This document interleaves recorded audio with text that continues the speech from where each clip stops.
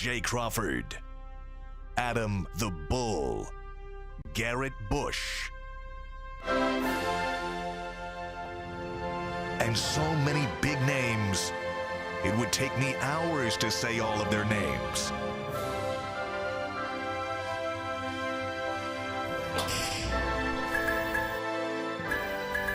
The ultimate Cleveland sports show. Booyah! Happy New Year! Training camp is started. Happy New Year!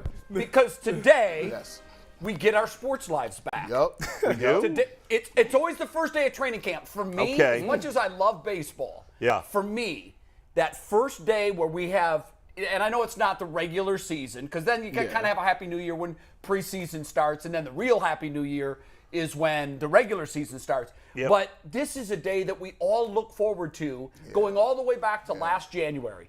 You know, when the Brown season is over, you go into a cocoon. It's the middle of winter. It's over today. Happy New Year to the three of you guys. And welcome to the Ultimate Cleveland Sports Show. On this, the first day of training camp, in just a couple hours from now, your 2022 Cleveland Browns will take the field over at Berea, and that's when it starts to feel like, here we go. Now it's real. Now. Yes. Before we get into our, quickly, a couple of quick teases. Leroy Hoard coming on the show later, and also the legendary St. Ignatius football and track and field coach, Chuck Kyle, in his last year this year. 40 seasons as the head coach there. Sheesh. 3 times a national championship winner, 11 state championships. He's going to join us in the second hour of the program. So a really big show today. But we want to start today with something. I want to put this out there. No, Sue L. Robinson does not have a Twitter account. No, it's all fake. I think everybody got that DM. I know they did. And I think at this point, you got, like, when you see anything, make sure it's not a fake Adam Schefter or a fake Ian Rappaport. Because somebody's looking to get you, and somebody's going to get somebody. And they're getting better every year. Someone slips through the cracks. Despite the fact that Twitter's tried their best to crack down on that sort of thing. But no, Sue L. Robinson doesn't have a Twitter account. She's not on social media, not directly. But I know that McNuggets has been scouring the internet. He loves anything Sue L. Robinson related. He and Anthony, their homework assignment was to find the funniest memes they could. And I'm anxious to see what you came up with. What do you have? Yeah, we got some good ones. Whenever we bring you what the internet's telling us, though, it is brought to you by PCC Airfoils. Looking for a job with career advancement and great benefits? PCC Airfoils is a leading manufacturer in Northeast Ohio. All locations of PCC Airfoils in Eastlake, Mentor, Wickliffe, and Minerva are hiring for all positions starting at $18 and up, plus full benefit packages, paid time off, and a signing bonus. Apply online at precast.com/careers to learn more. PCC!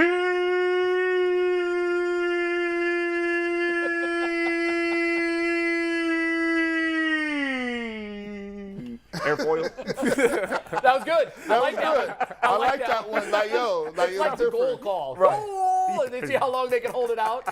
Were you feeling a little lightheaded at the end of that? A little bit. I may pass out. Or it sounded like an old school tornado watch when you was in school, right? Right. It just wailed forever. And then you go in the gymnasium. You got to put your hand down and tuck you. And then you got older. You was like, we would be all dead. It's all over with. Did all dead. The tornado coming over. Bull, before we get to these memes, what does your shirt say? Can we get a close-up on this? Surely not everybody was kung fu fighting. That was a great song back in the day. I like that shirt. Are you coming up with these? I made this one up. No, I did not. I ordered it. That'd be dope. I'm about to say, you own something. Bull rocking shorts today. Yeah, I'm going with the shorts. And there was some discussion before the show as to whether or not that's appropriate attire for the UC. I figured it was appropriate since Gene's worn shorts a couple of times. You broke the barrier. He broke the shorts barrier. I was like, I did. Right under the bus. I didn't even ask. I got to show off my best feature, my calves. Oh, let's see those calves. Let's see. It's my best feature, right? Look at those calves. Look at that. All right. We got a little bit of definition there. Yeah, that's the only place you got kicked by a horse. There's a big divot in there. Yeah. Because that's my torn Achilles. That's we want the viewers to weigh in as to whether or not. Is it okay to wear shorts? I mean, these are nice shorts. They're not sweat. They're not like gym shorts, right? I mean, I had hoop shorts on yesterday. I was here hooping, but then that's how the way they get you, right? They was like, you ever heard, this is how they do it in corporate America, right? You go in, you come in, and they say button-ups and a polo. Next thing you know, you stretch it. You like, okay. Push the envelope. I got a polo. I mean, they it's said, a button. It's a button, 2 or 3. Yeah. The point of the show is we're in the man cave chatting. Like, right, I agree. Guys wear shorts in the man cave. Listen, the viewers will let us know Yes, whether or not this vote is on it. acceptable or not. Now, what They'll tell us, and McNuggets will read some of the comments. What I plan on doing in protest, just to be petty. Yeah. I was just gonna come in a suit jacket. Wait, just a suit jacket? Nah, I had to say, whoa. That's really gonna push the envelope. Yeah. They might get out of here. If I come in a suit jacket and hard bottoms, they're gonna be like, Garrett, do you have anything else? You got to dress that down a little. You got to put your Steve Harvey fit on. Go out there with that suit jacket on with some Stacey Adams on. Steve Harvey suits be like 10X's though. Oh, yeah. They got the shoulder pads. I don't like wear them big suits. I'm your man, Steve Harvey. Let's play the feud. Okay, let's get to the memes. All right, Steve, let's take the first tag board here. This is how every Browns fan feels right now. That's from Zootopia, right? That is funny. Yeah. It is. Bull, good call. We're waiting in super slow motion. We're not as patient, though. Nah. I'm saying it's coming today. We're going to be slamming that hammer very soon. We By want the a way, decision. as badly as we all want it, nobody has, like, people getting mad at Sue Robinson, which is ridiculous. Yeah, that's a little over the That's over the stupid. top. I'm seeing all these complaints on Twitter. I get it. We're all frustrated. We all want the answer. Here was my fear. Yesterday, Yeah. I thought, we see what happens when the Supreme Court issues a decision that people don't like. They go to the justice's home, and they protest. Let's not go to Sue Robinson's home and protest. Okay, we're above that. We're having fun with it, and we're kind of making fun that the decision is taking so long. Yeah. But at some point, it's going to hit, and I don't know what this is, but at some point, we're going to be like, okay, enough of this. Yeah. We got to have it. Yeah. And I would imagine it would be when the first preseason game is rolling around. Like, we better know by then. I feel like I'm already there. You're there? I'm there. I mean, I'm not mad at her, but I just want the answer. We've kicked it that far down to the listen, game? we were saying that we were going to know by 4th of July. Yeah. Then we're going to say by the start of training camp. Okay. But this is the thing. We're here. This is the thing, Jay. If she stretches this out, it's providing an unfair advantage. Like, the Browns won't know who they start quarterback, so you can't properly prepare. You knew what you were getting into. But I'm saying the NFL should want everybody to have a fair advantage at this thing. You don't want to go into this season and be like, well, if we would have known Deshaun Watson's decision I don't think, earlier, though, that's on Sue's radar. No. Like, she's not not at all. concerned with competitive advantage, competitive disadvantage. She's looking at all of the evidence, and she's trying to do this as she did her job as a district judge for 25 years. Let me ask you this. Is this out of the realm? What if there's nothing by the season? Like, if you get to the first game, then he should allowed to play. And he's allowed to play. Do you think they could say, well, we never said we had a timeline. Well, it could come at any point in the season. You know what would be bad about that? Because I did think about that. What would be bad about that is the Browns would be starting and preparing as if Deshaun Watson was going to play the season. Yeah. And they might get him for 1 week. Yeah. And then if the decision comes out after he plays and lights out week 1, they're 1-0, and then he gets suspended for 6 or 8 or whatever, that is really putting the screws to the Yeah, I mean, it seems crazy at this point. Like, again, but we don't know. Like, a lot of people point out, well, it's been 3 weeks since the hearing. It's been 2 weeks since the briefs. Like, what's taking so long? But I don't know. I'm not a lawyer. I'm not a judge. I don't know how long these things take. Yeah. But it seems like it's been enough time. The fact that the possibility of it going to the middle of September seems crazy. That's another 8 weeks. It does to me. It does to me, too. You got another meme? We got 2 more. Let's take the next one, Steve. Tag board number 7 here. This is from our friend McNeil Reflog. Yeah, Reflog comes up with some He's very good if you don't follow him. Very funny. He's a great follow on Twitter. See, I don't understand. See, this is crazy. You ever look at somebody else's tweets and say, could I get away with that?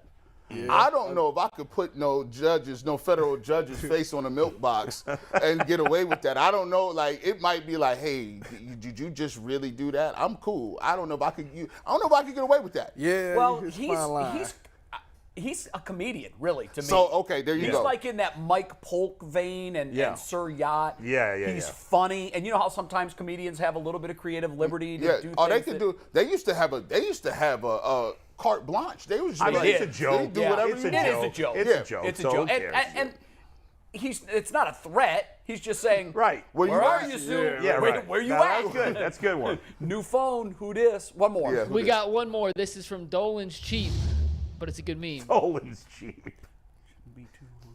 So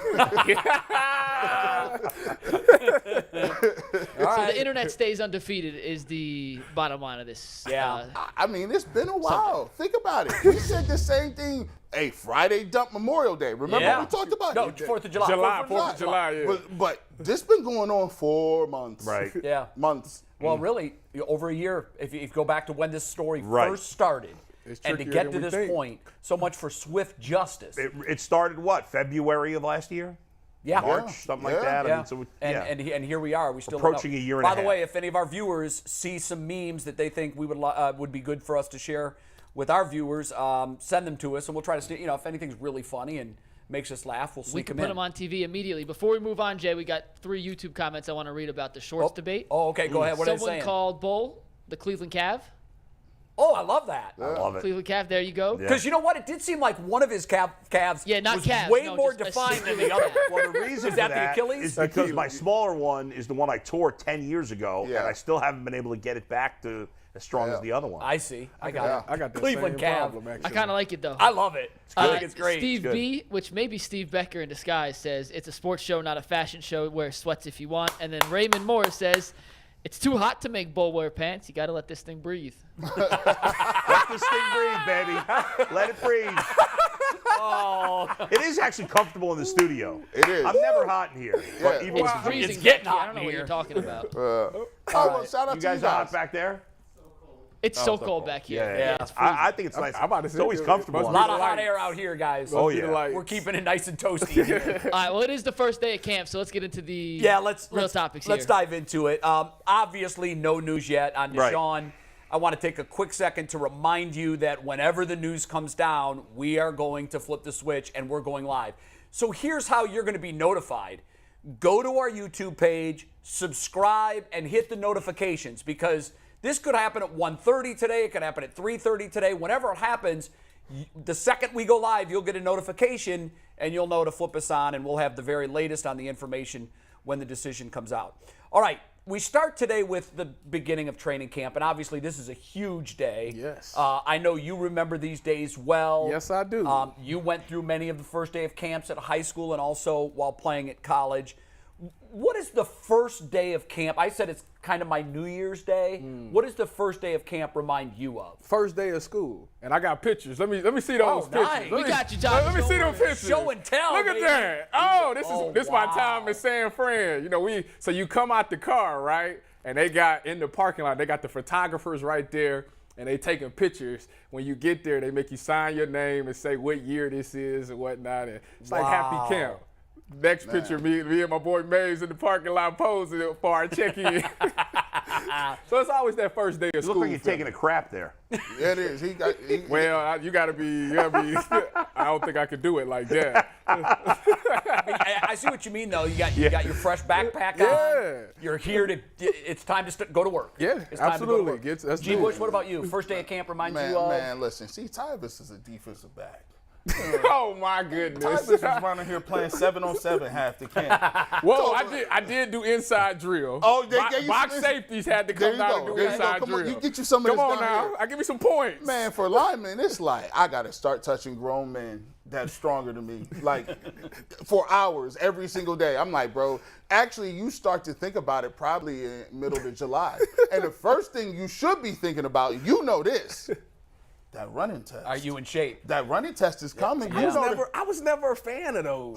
who is? But this the thing, like, so when I was in Seattle, they didn't do conditioning tests because Really? Pete Carroll's like, you're a grown man. We trust that you should come in here and be in shape. What sense does it make to run somebody's legs and then go to camp where you're gonna run their legs again, and by the season you be dead? I never understood that. Like you come in and you do so like our running test. So there was 2 different versions. When I got there first, we ran 3 400s, right? And I don't know why anybody, defensive lineman, offensive lineman, ran 3 400s. You had to run 3 400s on the track, and you had between the DBs had, now mind you, regular DBs had 60 seconds. Wow. Yeah, right. Like, I'm like, yo, right. they give him 65 the next time. Yeah, right. So you For the first one, 60. What's the next one? 65. Yeah, What's about the time? So what you mean? What they coming in at 400? Oh, so in the 400, so you got You better tell me it's like 60 seconds. It's 60. That's what they have. 60 Oh, seconds. I thought you were saying rest time. No. Oh, 60 seconds is that's not bad. So then the next one, the only rest you got is between the groups. The groups, right? Okay. So that second one, you like, oh, okay, I'm good, right? Second one is, but by the time you get to the third one, you really ain't got nothing, bro. You ain't got nothing in the tank. So you just running around and you're like, bro, they got the trash cans on the field. Yeah. And no one liked that one. But then the next one, the actual second version was we had 22 110s, right? 22? 22. Man, they did y'all. and They wow. changed because it was 15 seconds for the DBs, 17 seconds for linebackers, fullbacks, quarterbacks, and then tight ends, and then linemen had 19 seconds. San Fran. We had 12 halves, 16 seconds for skill, 18 for big skill, and 20 seconds for linemen. You had 12 halves, 30 seconds rest time. That was it. Yeah. College, it was 200-300. And you're really testing it when you get into the upper reps. Yeah. And The first few one is nothing, but when you get to the towards but the you're end, pacing yourself. Yeah. You want to come in a half a second That's early. the thing where people mess up. They get up there and try to blow it. I'm going to show everybody I'm in Rookie mistake. Run the time. Yeah, right, If right. any kids out there run the time. Yeah. If you got to be in at 16 seconds, come in at 15.78. Because you know they That's got it. 12, 13, 14. Yeah, that's how I get. 15, you want to be right there. Yeah, that's it. That's right. You got a lot more of those to go. So if you fail, you got to keep doing it. Hold on. Yeah. If you miss one, right? They tally it from us. So say for instance, so some people mess up and miss like one of the first 5. You still got to complete the running test, but then you have to come in How does between that practice. make an offensive or defensive lineman a better football player? It's stretching out. It's stretching out their maximum, like your lung capacity. You're building it through doing wind sprints, doing even the 400 is considered stretching it out. So when you're going in 7-second bursts, and you got to do it 60 times, It's nothing. It's nothing, and that's what they want. They want to get to so you never hit the point of exhaustion in the fourth quarter. And then you think you're in great shape, right? I Like in swear, high school. every year. And then you go, if you play basketball after football, Oh. you get to basketball and you realize it's a whole That's a nother totally different shape. That, That's a that totally quick different jumping, shape. and then you got to guard somebody on defense for unlimited time. But I tell you what, G, if you go play basketball and then go play football, you be in tip-top shape. Oh, yeah. You like, oh, I'm good. Yeah, they run Because you all get a day. little break. But Too basketball, bad basketball season comes after football. Yeah, for you I know. guys. Yeah. And- track a different shape too. That's No, track is ridiculous shape. That's borderline. No. So, Bull, what does first day of training camp remind you of? Well, I've spent a lot of time at Browns training camp in Berea over the last 10 years. I think it's the sense of optimism, right? We talked a little bit about it yesterday, the fact that it's all unknown. And for so many years when the Browns had really no realistic chance of doing anything, it gave you false hope. But I think today and everything the fans have gone through this offseason and are still going through, like kind of waiting for the Watson situation to unfold, it is a sense of normalcy, especially because the last 2 training camps have not had fans, right? Or is it 3? Last 2. No, last 2 training camps have not had fans because of COVID, and now the fans are back. And I saw somebody tweet a picture of all the media members going in there, and G and I are going to go to Browns training camp when I come back from vacation. And I just think of first of all, it's a lot of good memories for me, just kind of schmoozing with other members of the media, and that's fun, but also meeting a lot of fans and that excitement, that sense of optimism. And this year it feels real, especially if Watson plays. Everybody feels that way. Every fan that goes to every training camp for the first day, you have that sense of excitement, that 0-0 record, we got a shot. Yeah. You know, we're going to get into this tomorrow, so I don't want to dive too much into it. But you talk about optimism. I think everybody here feels like this is a playoff team. Mm-hmm. We don't know yet about Deshaun Watson, but I think we all agree that this is a playoff roster. And there was a list that came out, and I'm just going to mention it today as a tease for tomorrow's show. You guys aren't going to believe where they have the Browns. Laughable. And you at home won't believe where they have the Browns. But we're going to talk about that tomorrow. That's just a tease down to tomorrow's show. So you talk about optimism, and I agree with you. It is like that first day of school. I said it's like a Happy New Year day, especially when you go back and you're renewing all the old relationships. A lot of teammates you guys haven't seen during these, obviously during the mini camps you have. Yeah. But it's been a stretch now. And the same thing for the media. Whenever I was going to camps, that first day, you're seeing people, friends in the media that you haven't seen for months. Yep. Then day 2 hits. And there's sort of the pomp and circumstance of day 1. Right. But then the reality of what you're in for, which is, for the players, 4-5 months of a ridiculous grind and not knowing how it's going to go. Yeah. What's day 2 like when you show up at camp? Day 2 ain't bad at all. It's because you still not in pads yet. I think you go 2 days without pads, and then the pads come on, and that's when. But that's an exciting time too. Day 2 is the playbook is vanilla. It's still the basics. They probably put in the second install. Every day is a new install. You get out there and you just run it, and it's just still playing ball. Now in San Francisco, practices went by like this. And it was. I loved it. Why? What'd they do differently? I don't know it's just like they didn't spend a ton of time doing stuff. Like you got a script. You get through these plays. You got team run, team pass, 7-on-7, 1-on-1s, then another team period at the end, and that's it. And it's obviously special teams is sprinkled. You got special teams at the first 15 minutes, halfway point. You got special teams again. Yeah. G. Bush, day 2 for you? Day two is where it really starts to set in terms of the younger dudes. So like if you were one of the rookies, you're not gonna be getting reps like that, right? You pumped and you excited, but day 2, you doing a lot of reading off cards. You doing a lot of this. Hey, you gonna go over here and don't mess this up in Steve Becker voice. Like so you doing a lot of that. You're not really even getting reps like that. So by the 3rd or 4th day, everybody that's younger, that's not in the too deep, they chomping at the bit. Because like Tyver said, like when you in there, you feel like I've arrived, I'm in the league, I'm ready to go. Gotta show yourself. And then when you're not getting them reps, that's when that angst and that hunger start to come in, because you got to realize a lot of those dudes have been playing their whole life. They were stars in college, they were stars in high school, they was ball players. So now that day 2 come around, people start separating themselves, right? You start seeing guys that, people that was laughing and joking before, they ain't laughing because they looking at you as competition now. When you whether it's college or pro, are there guys you think down deep are secretly rooting for a guy to get a little hurt, not serious, but get nicked up just enough for them to get their opportunity? Absolutely. Absolutely, yeah. Because don't nobody want to be on the bench. And if that guy is better than me and my only chance of playing, yeah.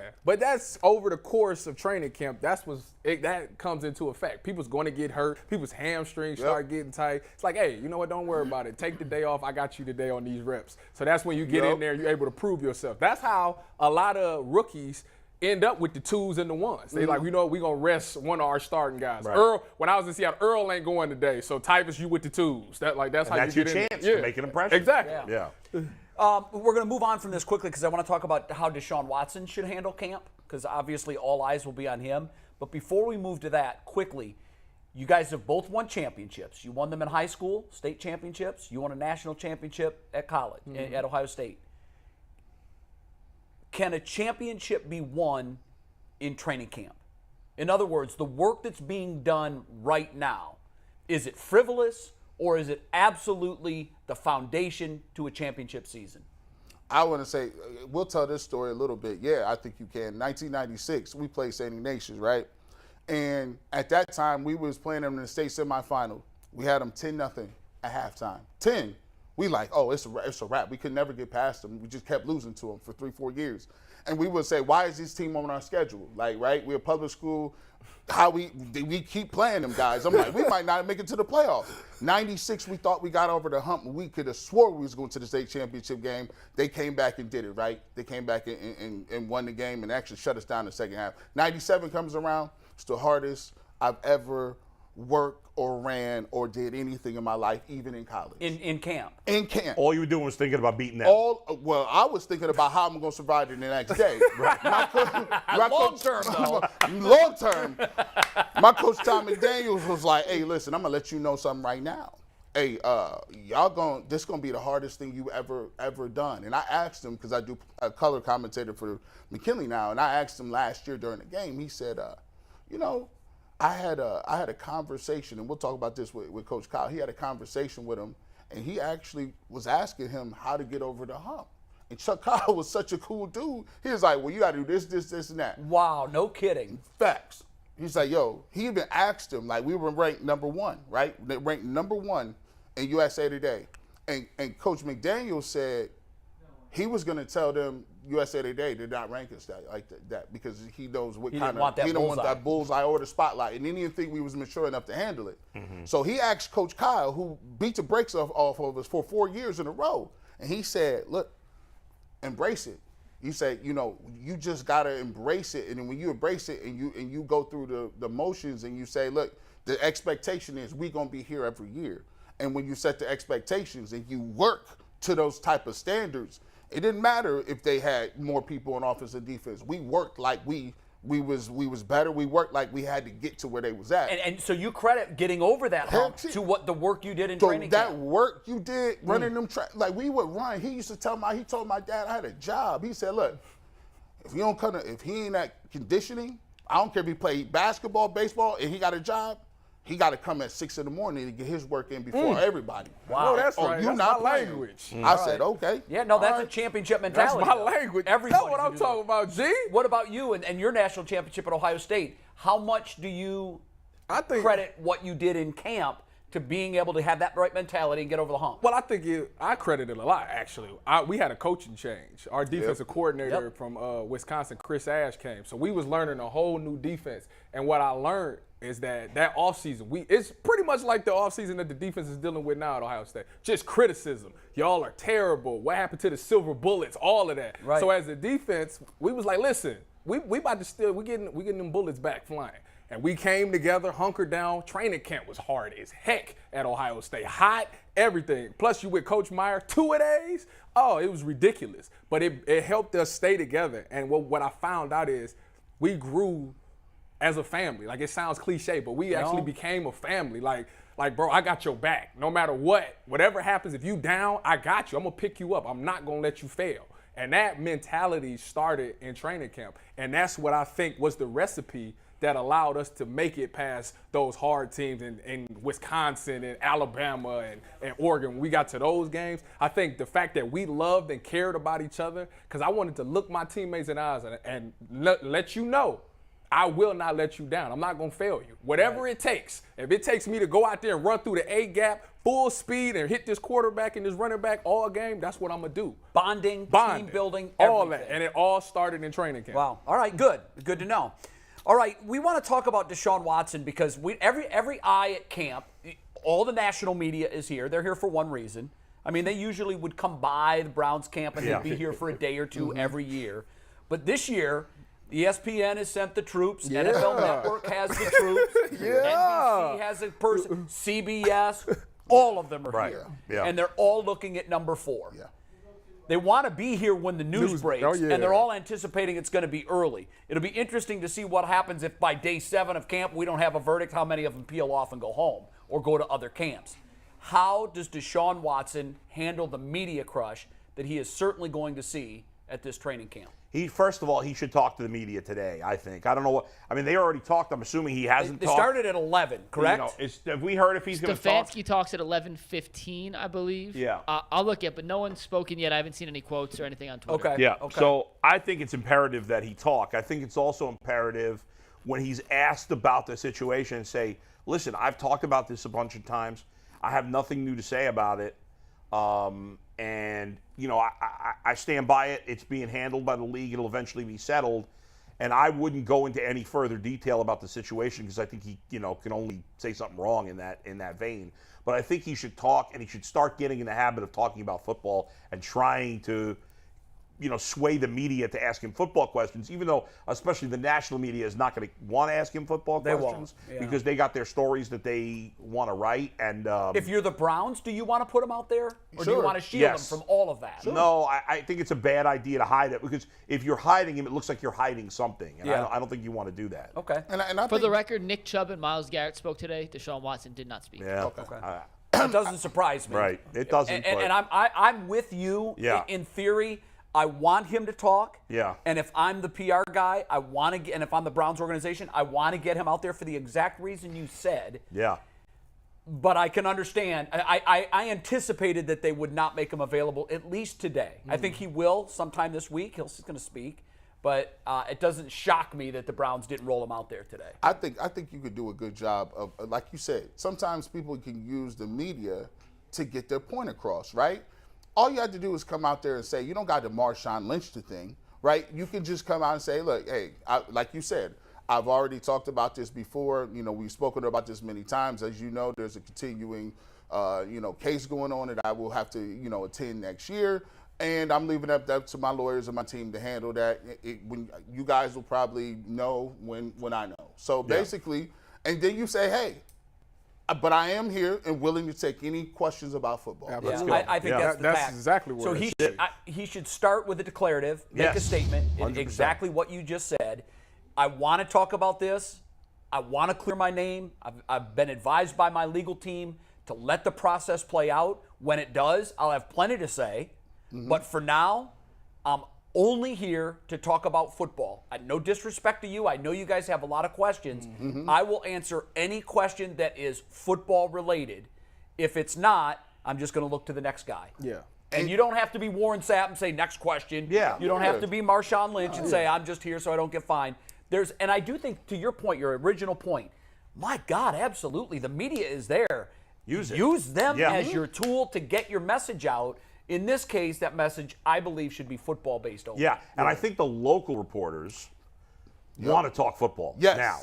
Because they've been immersed in this for months. The national reporters are going to be pushing more towards the story, the off-the-field story. But I think the local reporters, and I know all of us, are ready to talk football. Yeah, I am. I mean, it's all that. Yeah, that's you don't need to eliminate all those distractions and just focus on you've got to read because Leroy's on the horn, right? We got Leroy ready, and whenever someone joins us on UCSS, they're brought to us by the Gridiron Guys Hotline. Looking for a local roofer you can trust.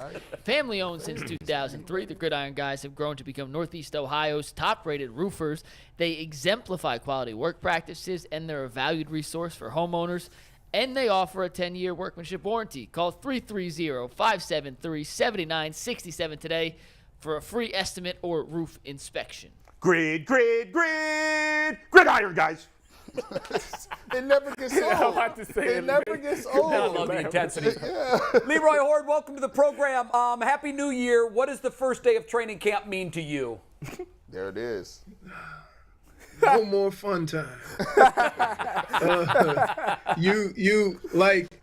It's funny because I can point to any day from the time I was 1 year old to the time I was 33 of what I was doing, starting in the middle to the end of July, all the way up until January.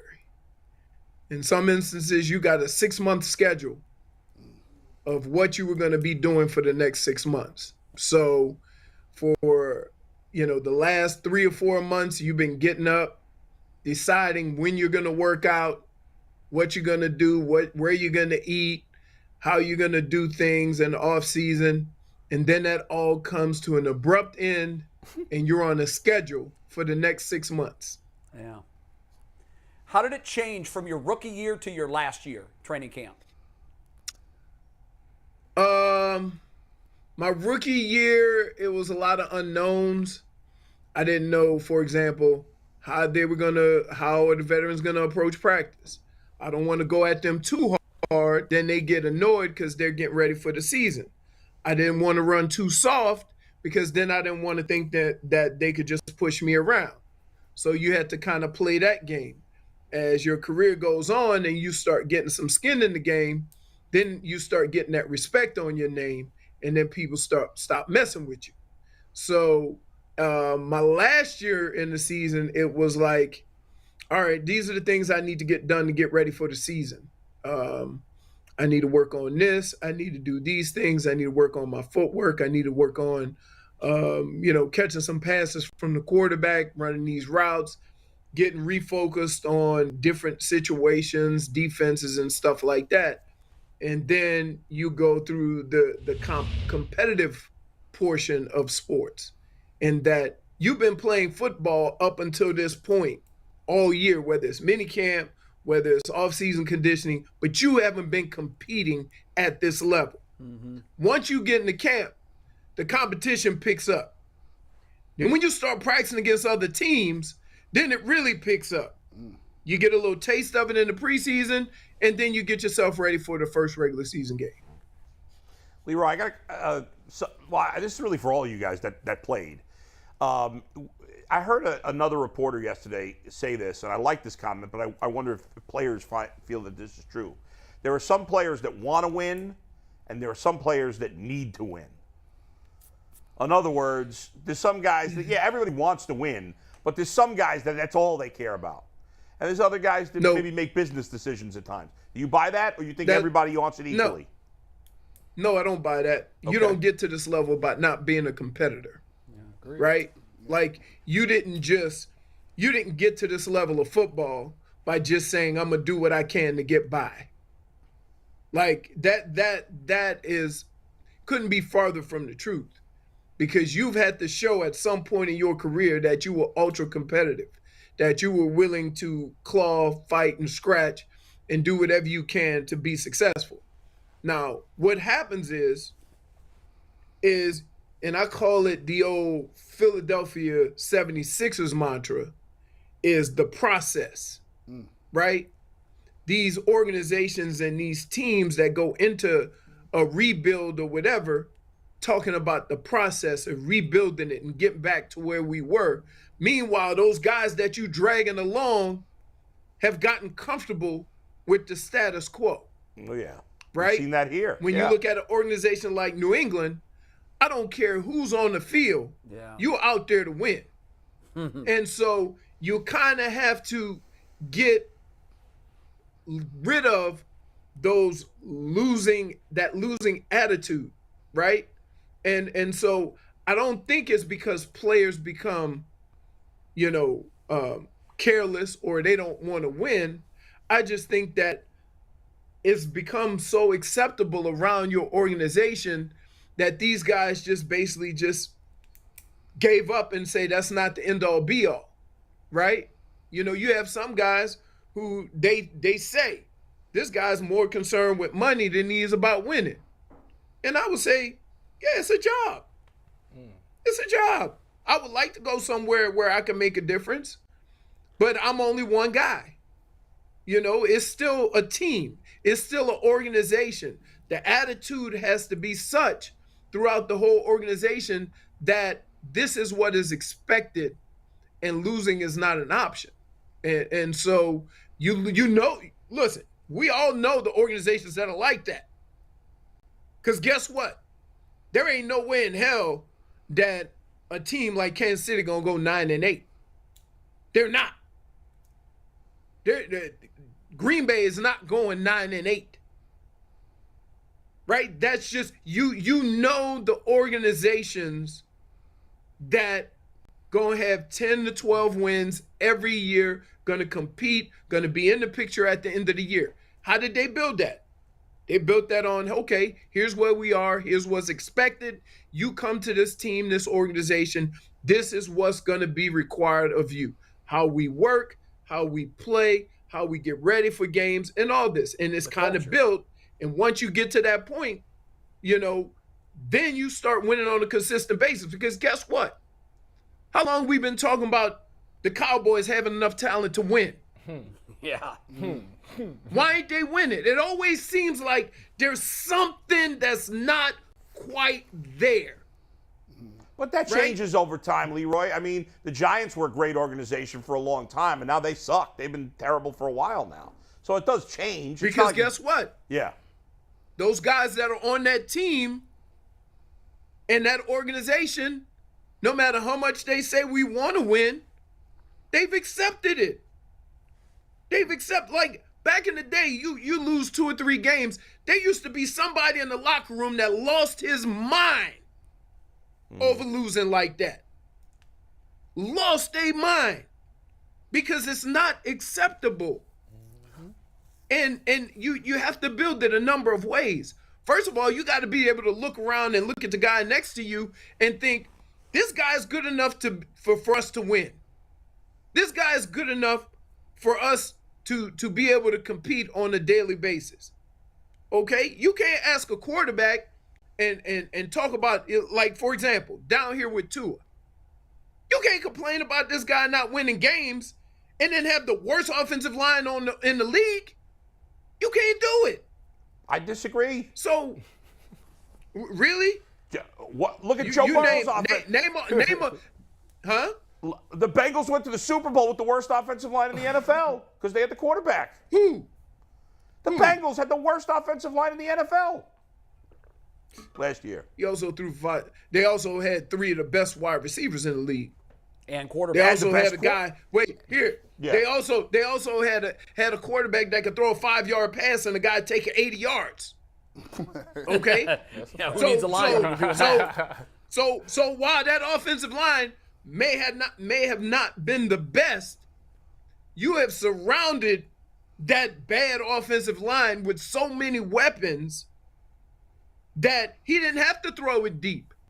He didn't have to. He could throw those little short passes that everybody complained about. Yeah. And then the wide receiver turned into a 50, 60-yard game. Hey, Leroy, so you're talking about culture. And I know that culture, by definition, means that everybody's involved in it. But who's most responsible for setting that culture? Is it the head coach? Is it the front office? Is it the quarterback? The players in general? Because I've often thought that if you were to take Bill Belichick and put him in Dallas with the talent that's there, if he could reshape the culture, to me, it feels like it has to come from the head coach. But what do I know? In your view, what piece of all of those is the most important? I would say, yes, you're right to a certain extent, but I would say a good culture in the locker room can make a bad coach look good. But if you have bad culture in the locker room, a good coach can't make it better. So it comes from your leadership. When you think of all these teams that have good culture, you can point to a couple of players. Is that not right? Usually. You can think of a couple of guys that, when I tell you, I use this for example. When I say Baltimore Ravens won a Super Bowl, who do you mention? Ray Lewis, right? Sure. When I say the New England Patriots won 6 Super Bowls, you think Tom Brady and what he demanded of the guys that he went on the field with. Yeah, but I also think Bill Belichick too. I think that situation was split. But with the Ravens, a lot of people can't even tell you who was the coach when Ray Lewis was the MVP of the Super Bowl. Oh, I can, because he was my coach. Well, you can, but you're not. I mean, right. A lot of fans and our Ravens fans would be like, wait a minute, who was that? Was that Brian Bill? Who was the coach? Right, but that's why I say it starts more in the locker room. Okay. You see what I mean? Yeah. Like, a coach can only tell you what to do. You have to be able to implement it, and you have to understand this. There's a handful of players on that team that they gonna be there whether the coach is or not. And so it's almost more important for those guys to make sure you have the right culture and the right mindset in a locker room.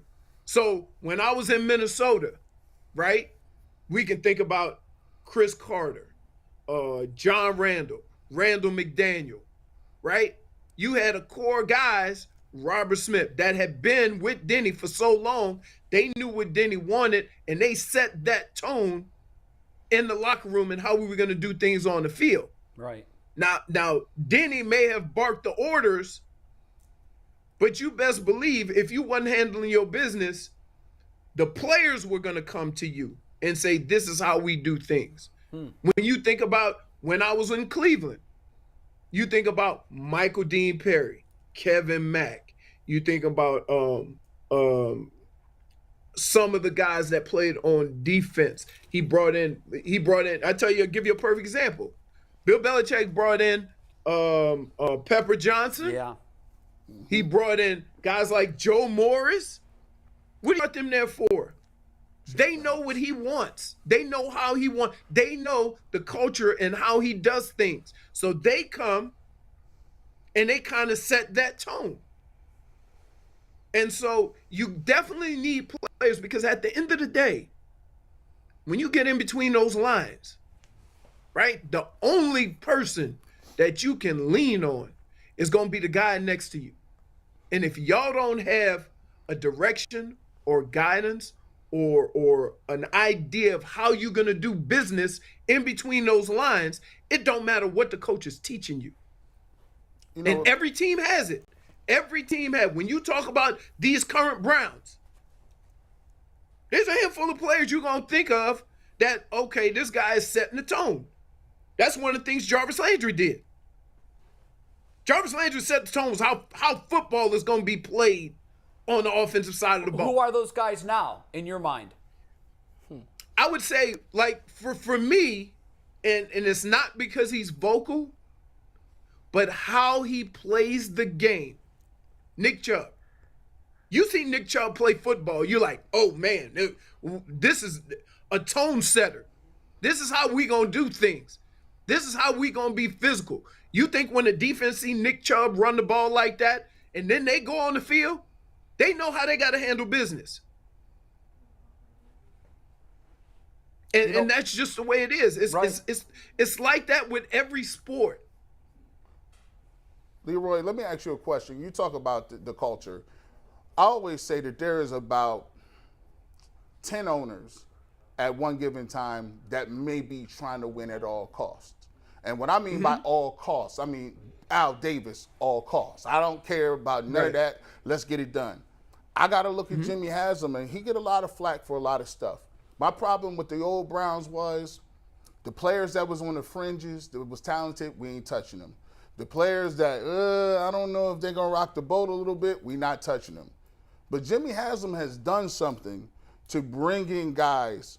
Kareem Hunt, you said that. Kareem Hunt, they went out and made the play for Jarvis Landry. Heck, I even give him credit for going after Odell Beckham Jr., right? Because they ain't never went after nobody with that status. And then finally to get Deshaun Watson, to me, this showed me that the Cleveland Browns were actually, honestly, all in on trying to win and not talking the rhetoric, not the Jim. They said, be damned with all the other stuff. Steelers, we got to get better. Do you think that an owner has to be all in that way for you to win a championship? Here's what an owner has to do. An owner has to show that he's willing to do whatever he can and whatever is necessary to put you in the best position to win. Okay? And so the reason why I say that is we all want to have everybody on our team to be, stand-up men and whatever. But let's be honest, that's not life. That's not, how things go. All you want is an owner who's willing to invest all of his resources into winning. And the decisions that they make reflect that. They may not always work, okay? But as long as a fan base, you see, that guy made that move. He's about winning. I can support that. It doesn't mean it's going to work.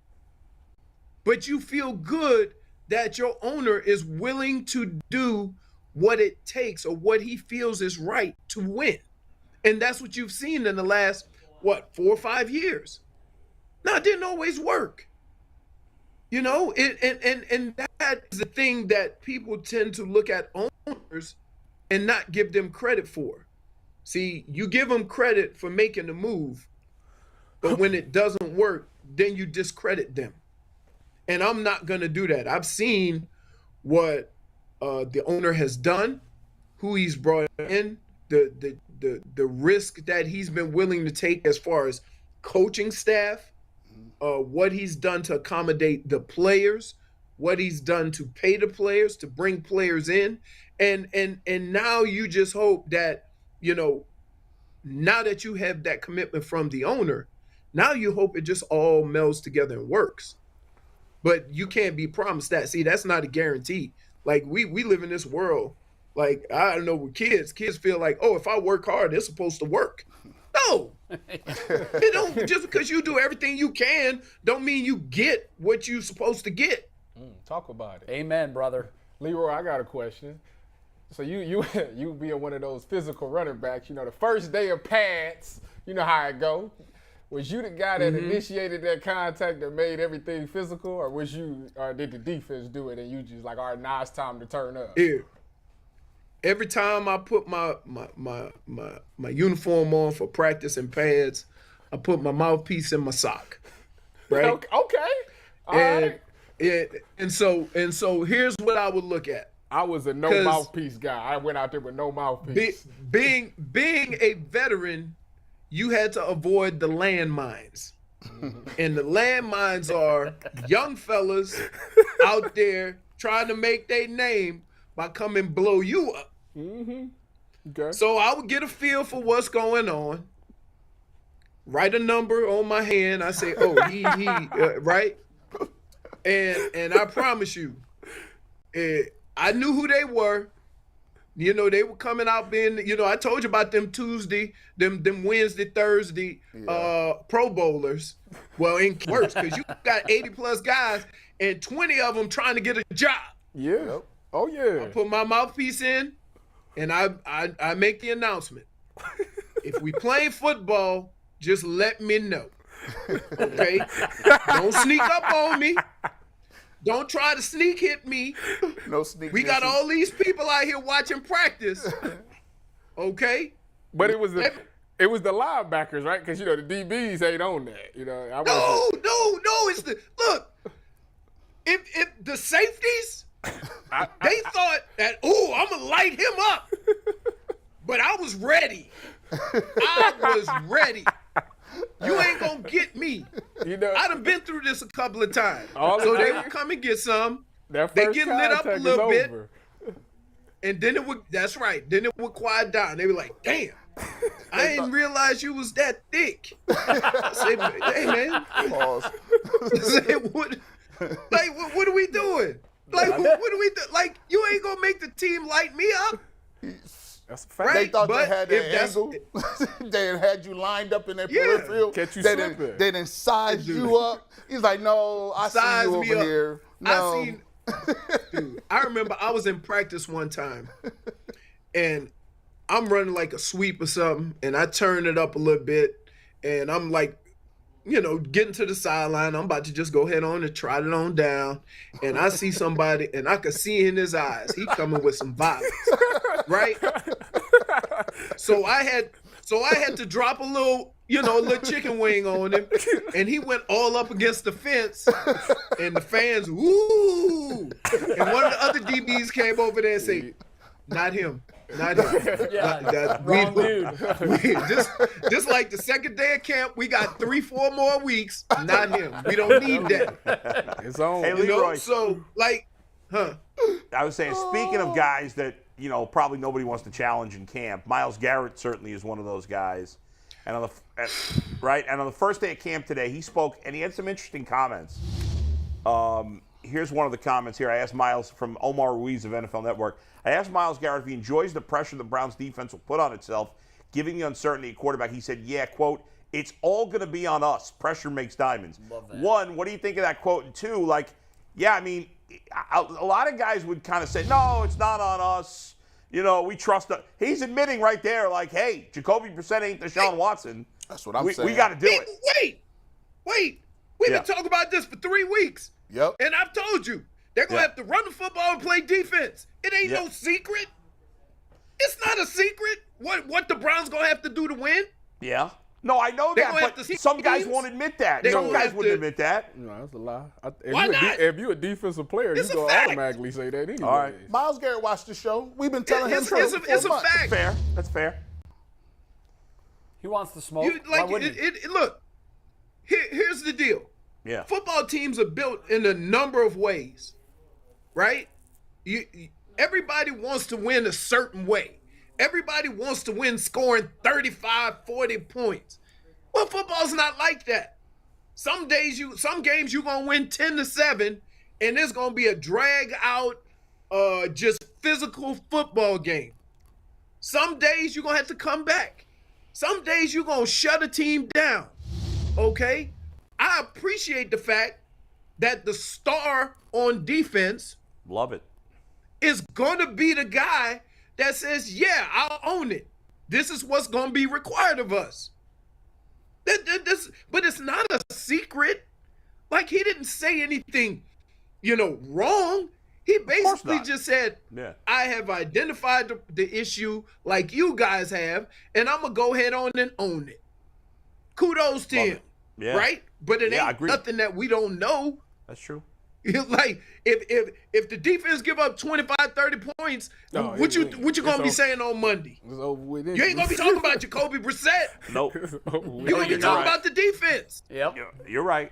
Well, here's another one. We got another Myles Garrett quote here. The one that they both squatted 600 pounds? Well, no. But there's another thing he said where he I don't have it then, no. No, that's all right. Well, he said something else about that the Deshaun Watson is not a distraction at all. He barely thought about it in the offseason, whether, what's going on with the suspension. Do you buy that? Do you buy that? Do you think the players don't worry about that at all? Yeah, because guess what? It ain't going to change what Myles Garrett's job is on the football field. Right. Man, we've been saying that. What you think Myles Garrett's job is going to change depending on who the quarterback is? He ain't catching no damn passes. I said the same. Right? So his job and their job is going to be on defense. Stop the other team. You got to deal with so many guys just in your division. Okay? You think Myles Garrett worrying about who playing quarterback when he got to face Joe Burrow? No. He worried about stopping that man on offense. So, although I do believe, look, and I don't want to sound like, that I don't want to make it sound like they don't need Deshaun Watson to win. Okay? But you can only do and you can only deal with what's being put in front of you. Okay? So the fact that Myles Garrett in this past season has been thinking or has been getting himself in the mindset of, I don't know how long Deshaun Watson's going to be out. That means we got a ball. That's what you want to hear. Because that's the reality of the situation. You know when they say a guy gets hurt, everybody else got to pick it up? That's right. And they've experienced it before. They've experienced it with Baker getting hurt and playing banged up.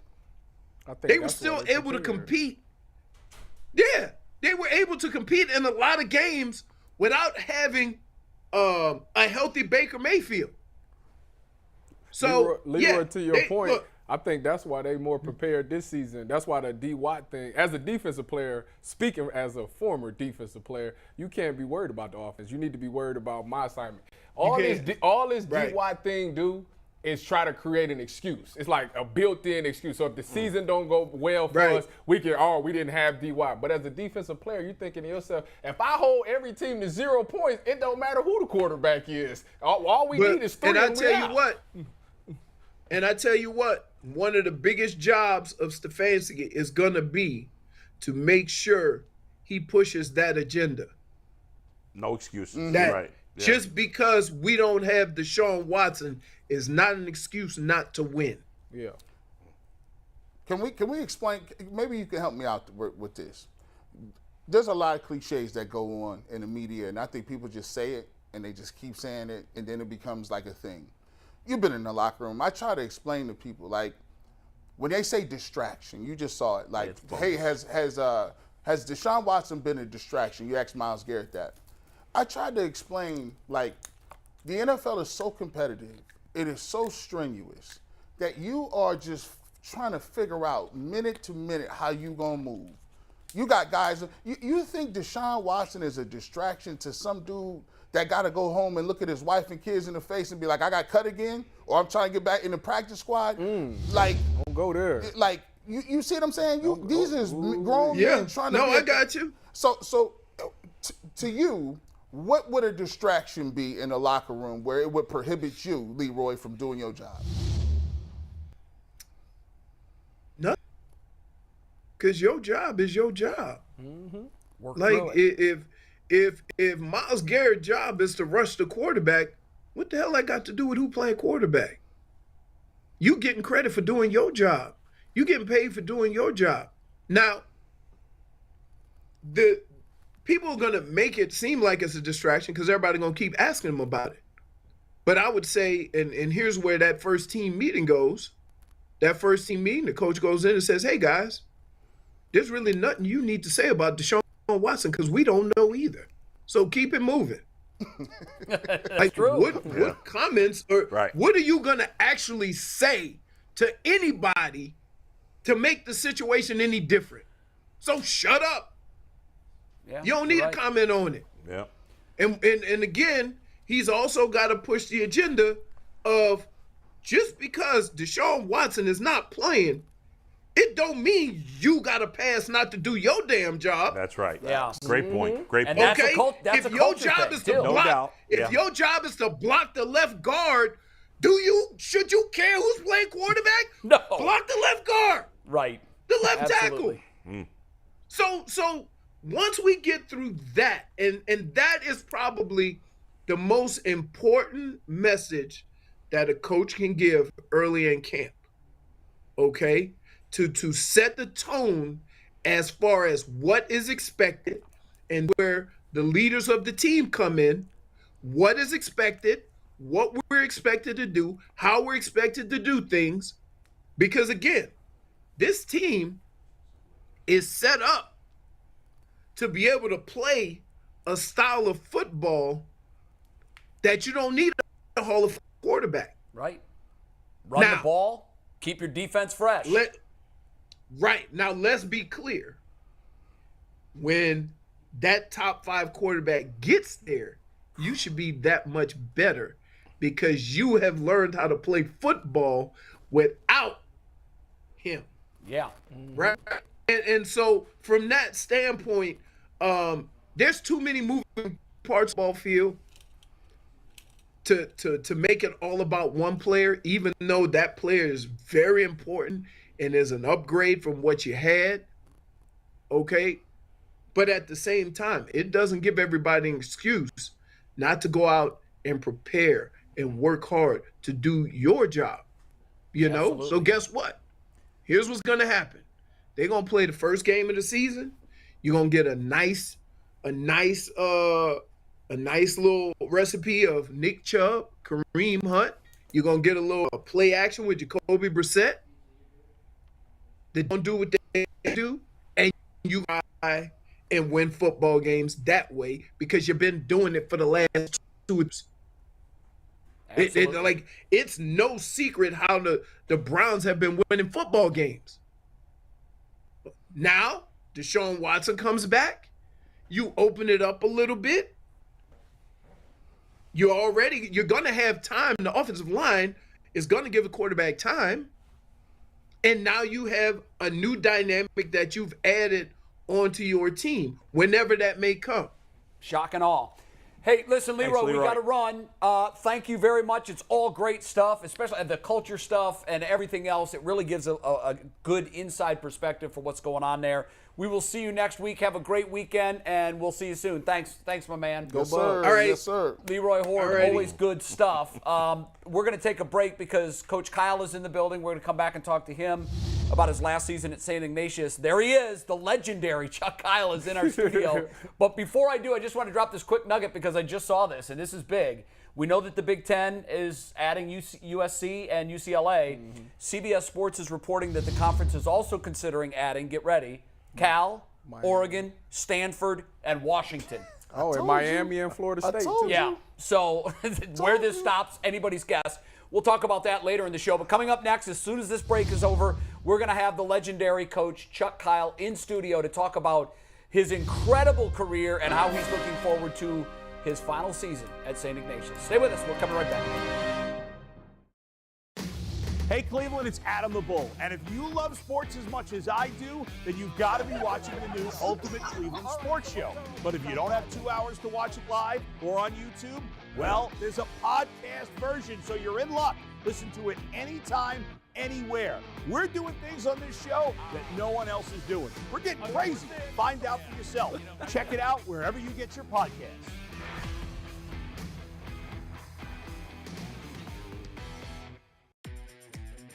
What matters most to me is family. Sometimes you don't realize how important it is until you're away from them. What matters most to Jay? His family. He is a big family man. What matters most to me? My family, my safety, your safety. I think the thing that most impresses me about Betsy is her versatility. Give her any assignment that involves going in front of a television camera, and she's going to knock it out of the park. What's new with Betsy and Jay? Weekdays at 5 on 3. Recognize that feeling? It is the feeling of being together, enjoying the company of a familiar face, and sharing moments that matter. To you, to me, to us. What matters to some could impact all of us, especially in a place like Northeast Ohio. Here, stories are shared, from east to west to south. Stories of perseverance, of family, of love. If a story brings us together, it's what matters most. Hi, my name is Jay Crawford. I am a lifelong Cleveland sports fan. I have carried my fandom every city I've ever lived in. People have always asked me, why are you so diehard about Cleveland? It's because I'm from here. And we know how much our teams mean to us. Most of us know that because of our parents. In my case, my father was just a huge Cleveland sports fan. It was really part of our life. It was woven into everything we did. And it was our connection throughout his life. Some epic ones. Must be nice to say you won. All right, it is officially story time here on the Ultimate Cleveland Sports Show, because we are really blessed to have one of the all-time great high school football coaches in studio with us, Chuck Kyle from St. Ignatius. Getting ready to start your 40th year as the head coach, right, but 50th year in coaching, because you were an assistant before you started. Right.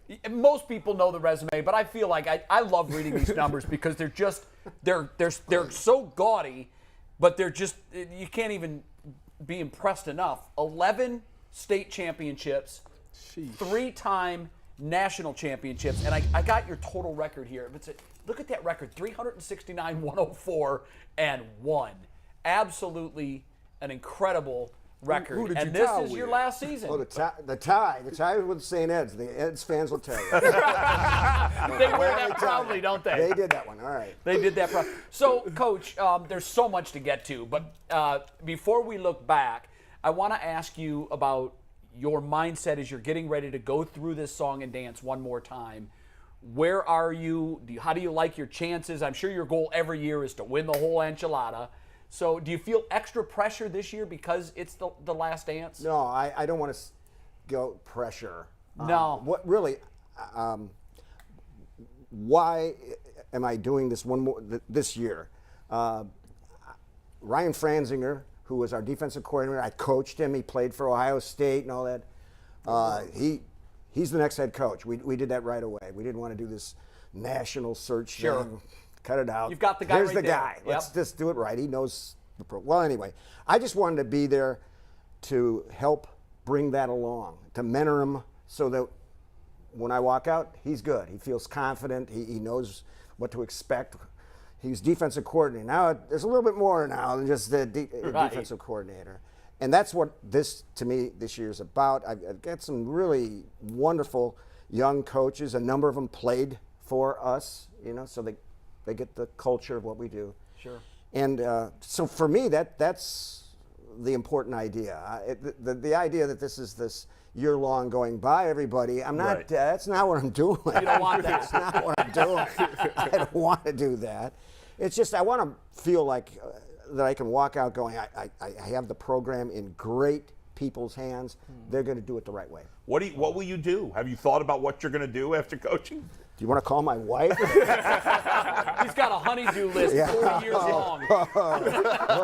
No more excuses. No.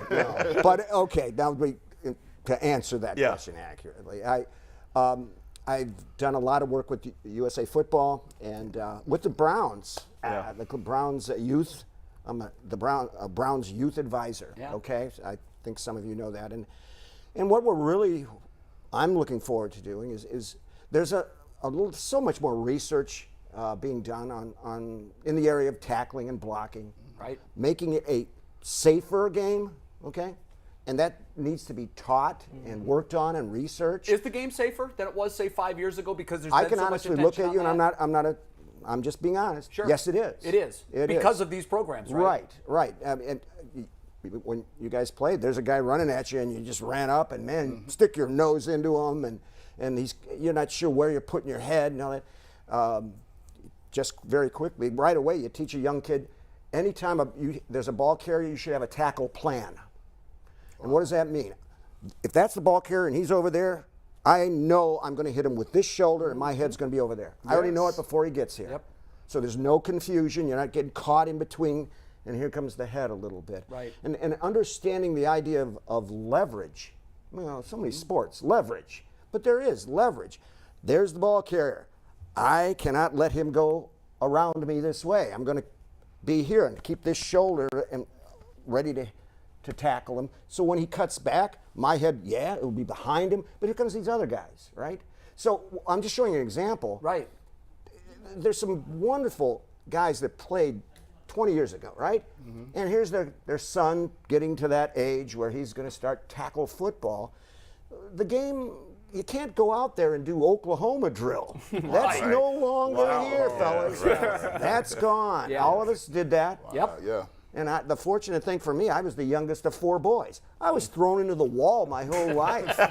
So here no choice but to be tough. Hey, here we go. It's Oklahoma drill. I was the first guy in line. I'm used to this, Yeah. But it wasn't fair for the kid back there that had 3 older sisters. What is he going to do, right? So to say, and that's just an example. I feel it. I hope I can help in mentoring these volunteer coaches, right? They're doing it out of the kindness of their heart. They love the game, and they want to make sure that the kid has fun, but doing it right and making it safer. And I really believe it is getting safer. Absolutely. Mm-hmm. Coach, playing against your team for 4 years growing up in Canton, we used to we used to sit up at home and just be like, what do you think St. Ignatius is doing right now? One of the things that you guys always did is you guys always had discipline. Like, they never got flags. They never got penalties. It just seemed like you just had to play perfect. In your program, how big is discipline, and how do you instill that in 16 to 18-year-old kids? Well, the important thing right now, we're in the middle of finishing our last camps, and there, to me, just let's take an example here. There is some conditioning, right? I mean, it's not crazy, but you got to get the kids going. They've been running and doing their things in the weight room, but there's a little conditioning, and I always do this. Look, if somebody jumps, we have to do it over again.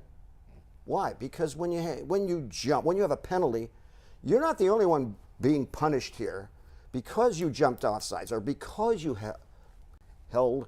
The whole team is penalized. The whole team is. So the idea here is you can't let your teammates down. You have to be under control. You have to be mentally focused, and that every part of every drill should have that element, that there's discipline here, because it's not just about you, son. You make a mistake here, the whole team gets penalized, okay? So don't let your teammates down. That's just an example of sort of the idea, and I think any team that really has high aspirations has to realize you go against great teams, McKinley, Ignatius. What's going to be a factor? The turnovers and the penalties are going to be a factor. Mm-hmm. There's just no doubt about it. Mm-hmm. And it's intense. And, the game's going to go into the fourth quarter, and everybody's kind of drained no matter what. Okay, who has the discipline to stay focused?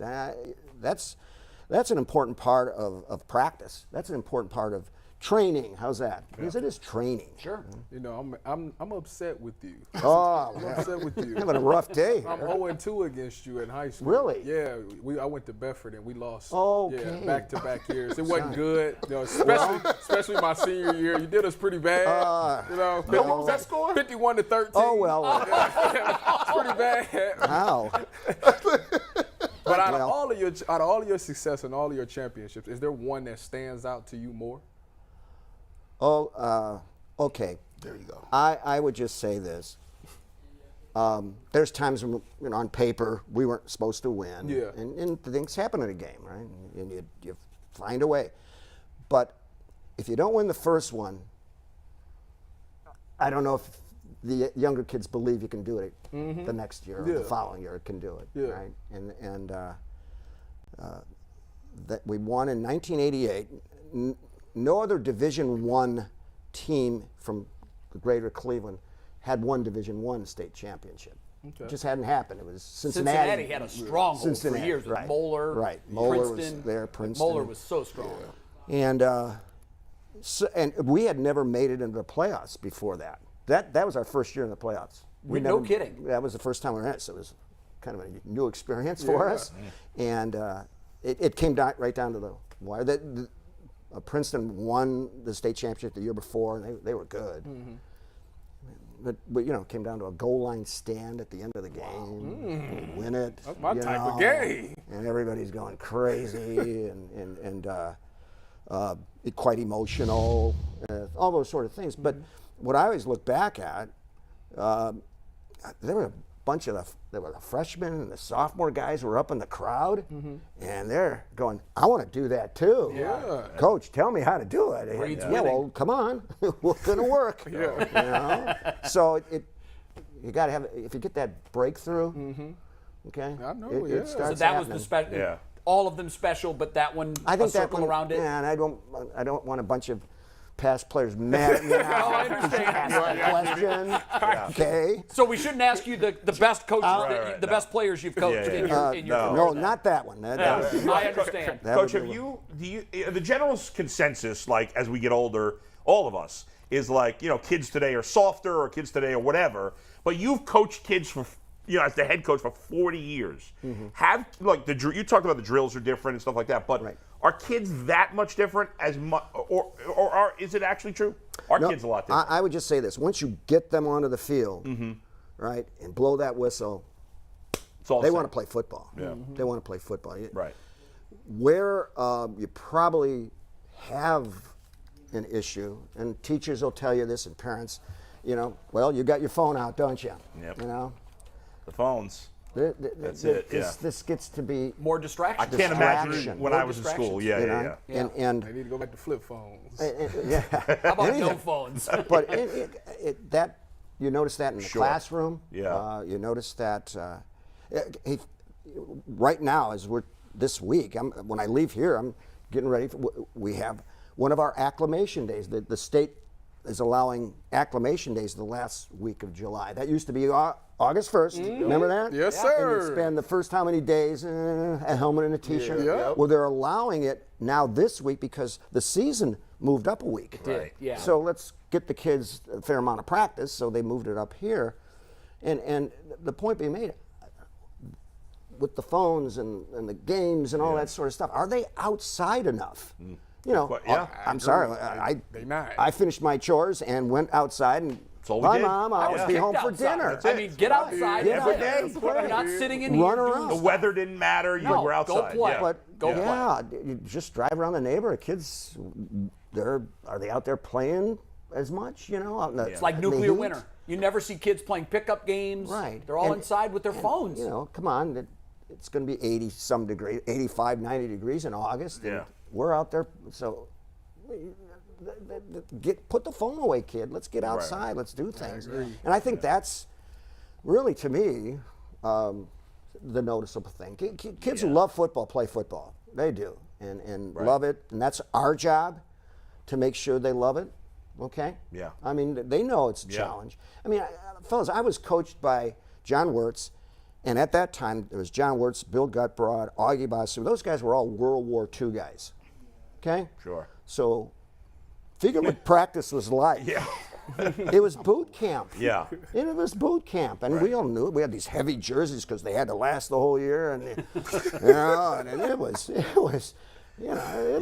boot camp, but fortunately, come on, the game has been researched better. Yeah. And technique better. But we were also kids that, we could handle the heat. We were used to being out there. And that's the part to me. Yeah. The game is fun. The game is spread out now. And it's, God bless Woody Hayes, but 3 yards in a cloud of dust. That's dead. Not going to make it anymore. No. Coach, is there anything that you've wanted to accomplish that you haven't? Because when I was going over your resume, I just kept saying check, check, check, check, check. it seems like you would have scratched off everything that ever could have been on your wish list when you started. None of his players ever became president of the U.S., at least not to this point. Maybe that's the one. One was a congressman a few but that's true, Anthony Gonzalez. Yeah, that's right. Is there anything that you wanted to accomplish that you haven't yet? Fellas, if I could live my life over again, I'd do exactly the same Good for you. thing. Yeah. I could tell that to anybody. Yeah. I would love to do it all. Just give it to me again. No regrets, no changes. None whatsoever. Good for you. What about a close game against Bedford? one of those goal line games against Bedford. That would have been nice, wouldn't it? Well, hey, wait a minute. He asked me what I was going to All right? That's what you'd want to do. Well, let me ask you this question. I went to McKinley, you went to Bedford. These are obviously public schools. There was a thought process at one point in time where they thought about actually separating parochial schools and public schools. They did that when I was growing up in New York. There was a public school and a private school. It's like that in New Jersey division. now. And so it's been. I mean, we won in '97 and '98, but that's been years ago. Do you believe that public schools can compete with the nations, or as in today's climate? Here's what I would say. Nowadays, I would hate for it to separate personally. I mean, there's some wonderful games that are played. I mean, we lost to Medina last year. Tremendous quarterback. And let this go on. Good teams are good teams. What I would hate to, again, I'd hate to see that separation. And I think some of the other states that I have to talk to, they end up having all sorts of different championships, right, all over the place. Different, well, they're the parochial Division II, and if you ask the kids, they'd say, "Can we find out who's number one?" Right, that's true. Let's find out who's number one. Let's go. And the separation would steal, and the opportunities happen where there is a public school that you would love to see that matchup. But in your years, when you won it, imagine if all you won was the public championship. Oh, no. No one wants that asterisk. Yeah, you guys had gotten your butts kicked. You guys had lost, and then you came back and won. It meant so much more to you guys because you conquered the mountain. And it's so rare. I actually talked, Tommy, I do the color commentator for our school, and I asked him last year, I said, Coach McDaniels, you worked our tails off in '97. I remember we just kept doing all this. It was crazy. It was like boot camp.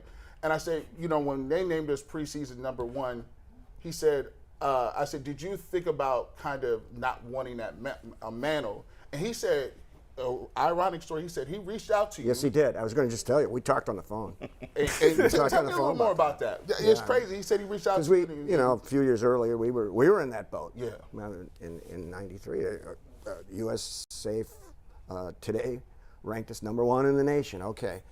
And it would be so easy to go, come on now, it's human nature to sort of think that. Yeah. And we talked on the phone. I said, Tom, you got to say yes, and you got to go for it. And yes, you're adding pressure onto yourself, but you have to do that so that you have the chance to do it. If you sat there and told those people, well, I don't know for that, then you're saying something to them. You have to just go ahead and say, yes, rank us number one, we're good, and then you go for it. And you add pressure on because of that. But you want guess that, what? though. That's the game of football. Yeah, you want You got to that. take it. You got to take your chance to do that. And that's what we talked about on the phone. Well, I thank you for that, because if it wasn't for that, we would have never been where we were at. So that just shows you how good of a stand-up. How many people would have been like, I got to play you? We played them that year twice. Right. And two of the greatest games I've ever played in my life were the miracle tip pass, and they were beating. You got to bring that up, don't you? Yes. Yes. You spend time trying to forget moments like that. Thanks, G. Bush. Yeah. Coach, you may not have noticed, but he normally doesn't have any jewelry on his hand. I had to bring those in. But he did break out 2 of them today. Hey, come on back down here. No. Come on back down here. He's got 11 rings, only 10 fingers. Yeah, well. He got 11 and 3 national championships. Yeah, I got these two little measly ones here. Those are in the drawer, and it's nice. Coach, what's the biggest change? Bull had asked, are the kids softer? But not speaking specifically to the kids, what's the biggest change you've seen from 1983 to today in high school football? Well, the skill emphasis, the spread offense, and then it's a chess match. So here comes the spread offense, right? Oh man, it's match up, and this guy can beat that guy, and okay. It's like when you were on the playground playing football, and you had a bunch of guys, and okay, everybody go out, but I'm going to throw it over here to Billy because he's a hell of a player, and you're going to throw it to him, right? And he's going to run for a touchdown. I mean that, but what happens? Then the defense makes their adjustments, right? All of a sudden you're seeing different coverages and different blitzes, and then the offense react, So what's happening, especially, I mean, and let's go back to, Woody Hayes had a very strong influence on the state of Ohio. Sure. And the whole theory back then, there wasn't that many turf fields. So in Ohio, you're going to play in mud. You were going to play in mud, and so you got to be able to do this. And I think we were pretty early in looking at Howard Schellenbarger down in Miami of Florida, and they were throwing the ball. Bernie Kosar, Nick Restifo, offensive coordinator, flew down there and spent a couple days. Really? And look, are we going to sit there and try to do this? Maybe. Yeah. But okay, we got college prep kids. They're smart. Maybe we can do some things with the formations and spread it around a little bit. And hey, it's a rainy day. Okay, but I know where I'm the receiver, and it's a muddy, rainy day. I know where I'm going to end up. That DB doesn't know where I'm going to end up. And if I make a pretty good move and he slips a little, I got a big play. So come on, let's think that we can do that sort of thing. So the skill level, the skill type, the big burly middle linebacker, right? He's not a linebacker anymore. Yeah. He's got his hand on the ground now, man. You're pass rushing. You're a defensive end or something like that. What do you think you'll miss the most, and what will you miss the least? I'll miss teaching the kids. I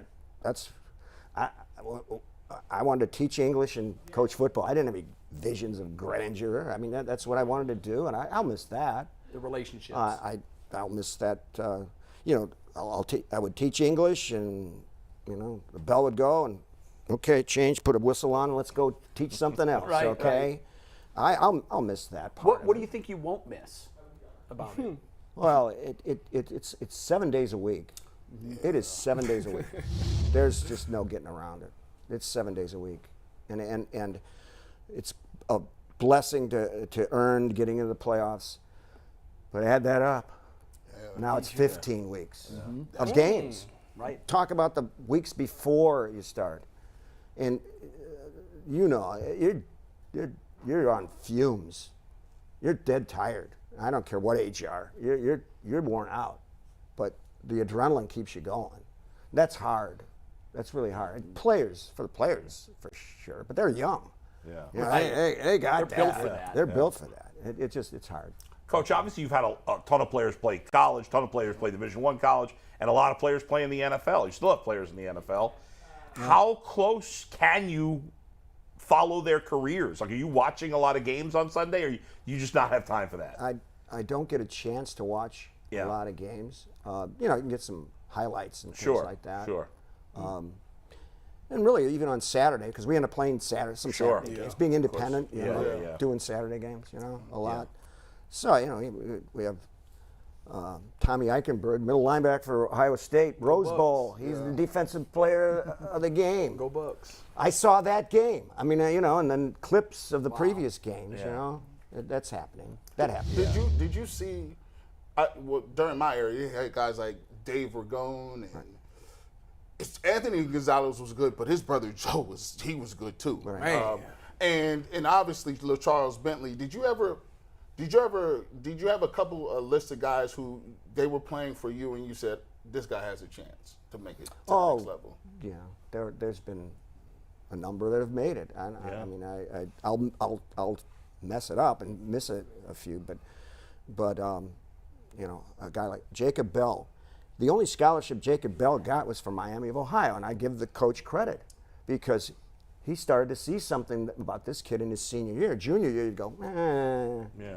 But, kid kind of dedicated himself, and kid played how many years for the Rams and so on, huh? Right. Chris Hovan. Oh, yeah. All state, all this, I mean, his grade school coaches honestly thought why should he be playing football? It doesn't seem that aggressive. Something clicked. I don't think anything I said. I don't think there's anything I said. But it started for 4 years at Boston College, goes on and the pros and all, I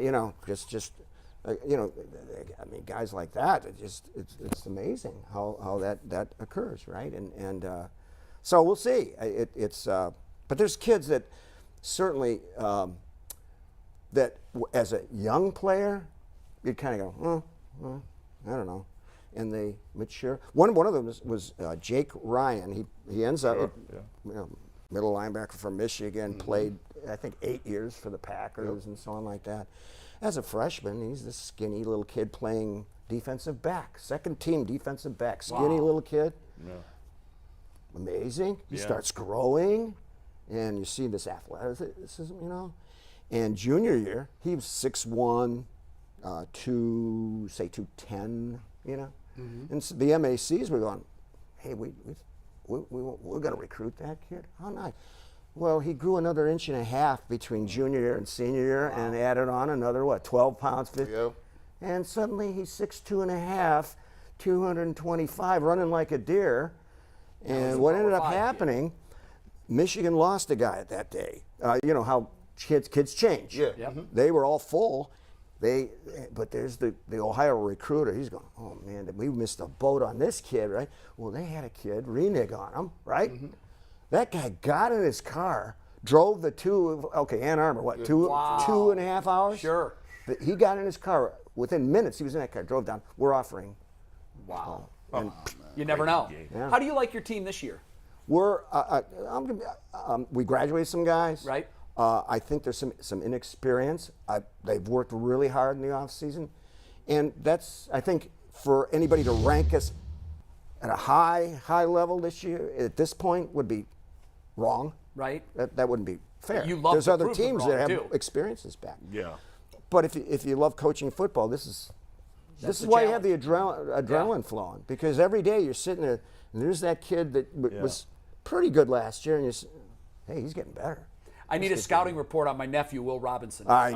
You're good. I got a quick story for you. All right? Okay.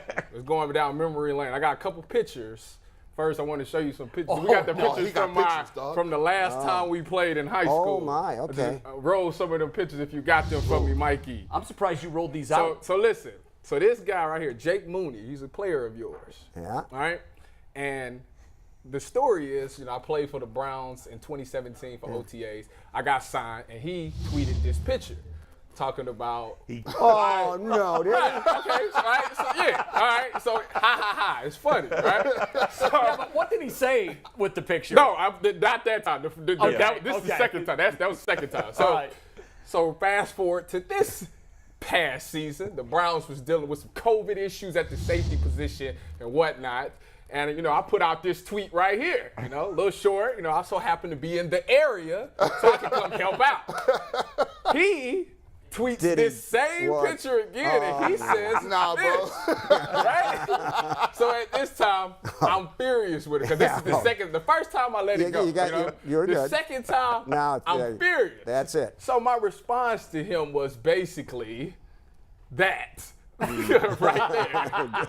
Because I found out that he went to John Carroll. Yes. So I just, I wanted to get that off my chest. He's been waiting on that for a long time. How many years? No, it's only been a year. Oh, okay. This is just last year. But it's like, why is he in so much competition with me? He ran by you hard, though. He did. He beat me on the road. And you're an NFL player. But that was high school. You know what? Do you have his contact information? Because I would really want to line it up and go one-on-one today. Okay, I need to talk to my lawyer first. Yeah, it's kind of like HIPAA. He can't give that stuff out. So I think it's time to let it go. You obviously had a wonderful career. You won a national championship at Ohio State. You played in the NFL. But it's still like he's wearing that. You know me. what though? You should be proud, and here's why. He's wearing that as a badge of honor. Yeah, he Once beat an upon NFL a time, player in high school. On a single play, he ran by the great Tyvis Pop. Yes. That's how you need to view that. Compliment. They won 51-13. He should just be happy with that. They were scouting you. They said, "Oh, we're gonna run this post route." Hold on, I gotta tell you that y'all actually did a good job because y'all had Blake Thomas as a tight end. Right, He was committed to Ohio State. I was committed to Ohio State. Yeah. And y'all, I guess y'all knew that me and him was gonna be on each other. So y'all like took advantage of everybody else. And that Jake Mooney guy ended up having a pretty good game. Yeah, he was fast. He was pretty that's about clearly.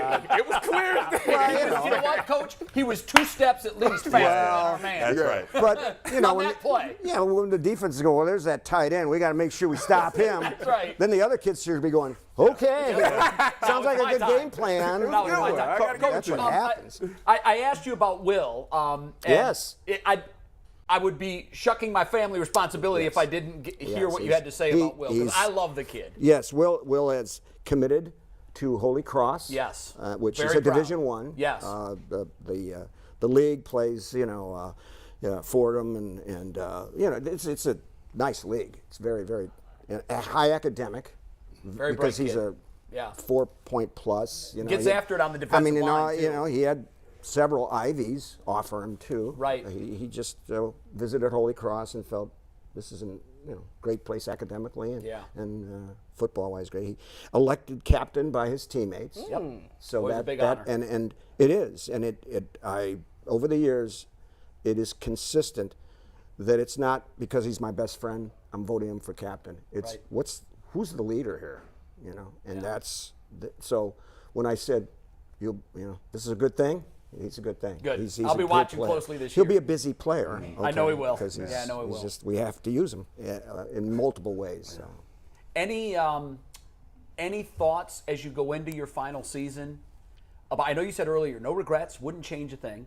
No. Do you think this season's going to unfold for you any differently? Will there be that moment where you get emotional? Have you had that moment yet? Well, I hope I'm not emotional. I mean, that's It's okay. I don't Coach. want it to get in the way. It's 2022. Yeah, I know. I know. And I know there's a heart in there because I know Maureen, Kyle, your daughter, is the bright and early in the morning on Channel 3 on our Go Morning team. Right. And she is. I just want to commend you. For all the young men that you've put out. Maureen is an absolute gold star human being. She is compassionate. She is smart. She is caring. She's constantly asking about others. And so you and your wife, I want to commend you on that. But I know she's also has this huge heart, and she is nostalgic, and there's emotion there. And I know that you have that in there somewhere. Well, will there be emotion? I'm a human being. Yeah, there'll be emotion. But in all honesty, I do not want this to interfere with these kids' year. I do not want. It's their year. Come on, they're especially the seniors. Sure. Come on, all you guys remember your senior year, right? Come on, you play hard. Your sophomore year, junior, but this is senior year. Right? I don't want this to interfere with it. And there's a lot. There is a lot going to happen. I'll be honest with you, fellas. More and more each day. I'm one of these guys really. What month is it? I don't care. I'm a grinder. It's January, so this is what I do. Right. And there's going to be a lot on the plate here with just. Enjoy it though. But that's why he's had such a great career, because it's not about him; it's about the kids. I just don't want to interfere with what their year is. What we got to do? You can't sit in the seat without doing top 5. Mikey, can we get Coach Kyle? Yes, top absolutely. 5. We did. We spoke with Coach Kyle yesterday, and we compiled a list of the 5 best players he ever coached against. So this should be a good one. And as always, Our top 5 is brought to you by Roundstone Insurance. Roundstone offers a better alternative for affordable quality health care. For more than a decade, Roundstone Insurance has been saving small and mid-sized businesses money, an average of 20%. Yeah, 20%. Contact us today to learn how you can get great health care benefits that your employees will love and save money too. No song today because we got to get right to it. Let's go. No song. Okay. No song. Just so you guys know, Coach sent me the 5. Yeah. He said I can't pick an order. Which is fair. I don't know how because these are unbelievable lists, so we put it in alphabetical order. So this is not coaches 5 through 1. This is just alphabetically listed. All right. Very good. So we have it. It's so the 5 best players you've coached against. Is that it? Right. In no order. I bet it was should have been 10. I was going to say, I bet it was hard 5. My wife, thank God she was there because she would, oh, what about that guy? Wow, yeah. I forgot all about that. Nice, thank you. She was awesome. That's great. That is great. All right, what's the list look like? Number 5, and once again, this is in alphabetical order. Elvis Grbac. Oh, wow. Absolutely. Amazing.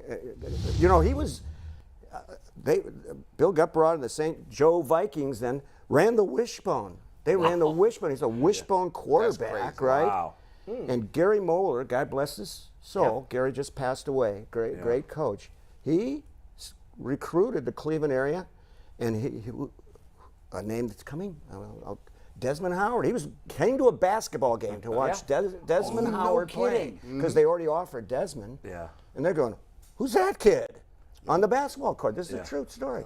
And they're going, well, that's Elvis Grbac. He was the quarterback because wishbone, you threw it a little, but and Gary Moeller goes, hey, we're going to offer that guy. No kid. And Elvis had a chance. He came. His kids came and played at Ignatius. Yeah. Okay, so he helped.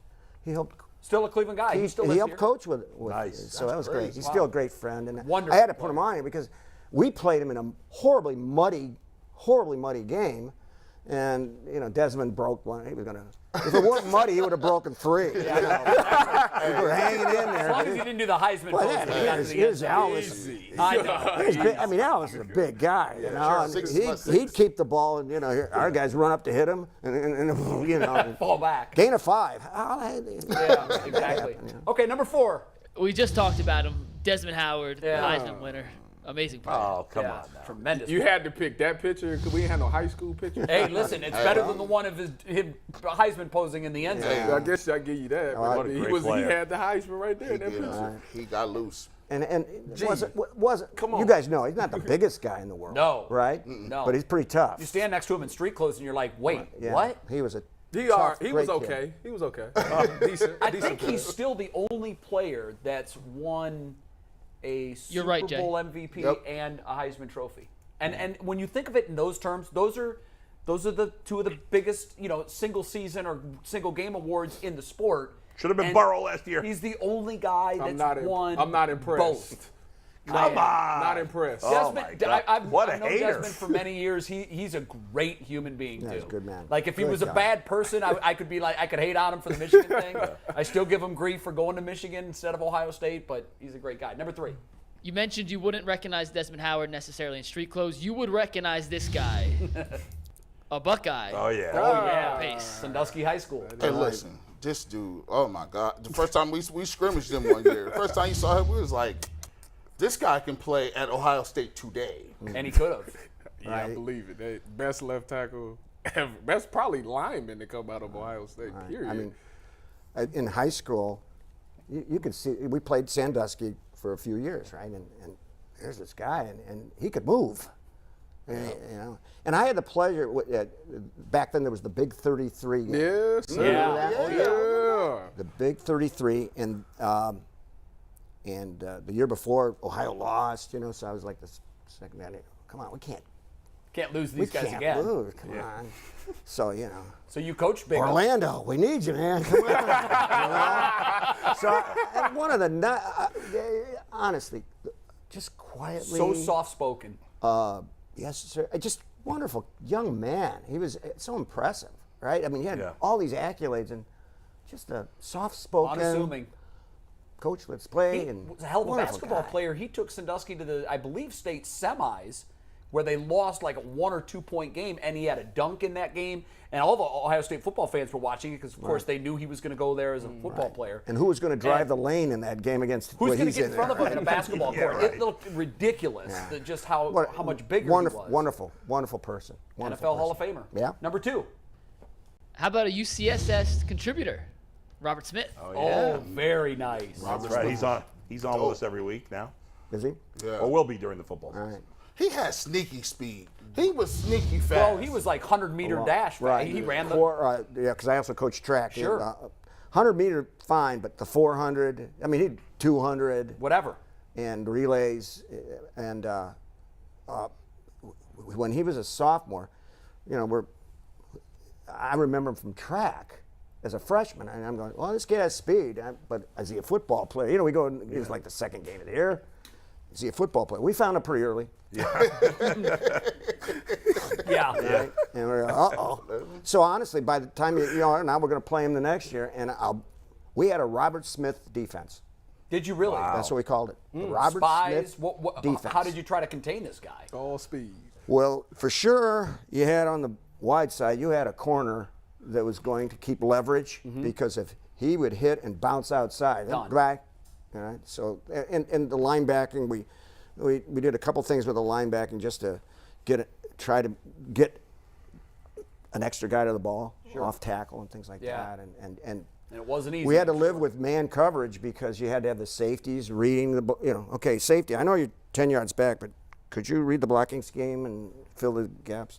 But really, we called it the Robert Smith defense. So when you say memorable high school guy you played against, when you had to call a defense named after the guy. That's it. He's got to be on the list. I think I did it. McNuggets, clip that because the next time Robert's on, he will humbly enjoy that. He will, because he's another humble guy, really soft-spoken. But what's number 1 alphabetically? Alphabetically, this was not the top choice, but it's a guy who gets spoken about a lot on this show as well.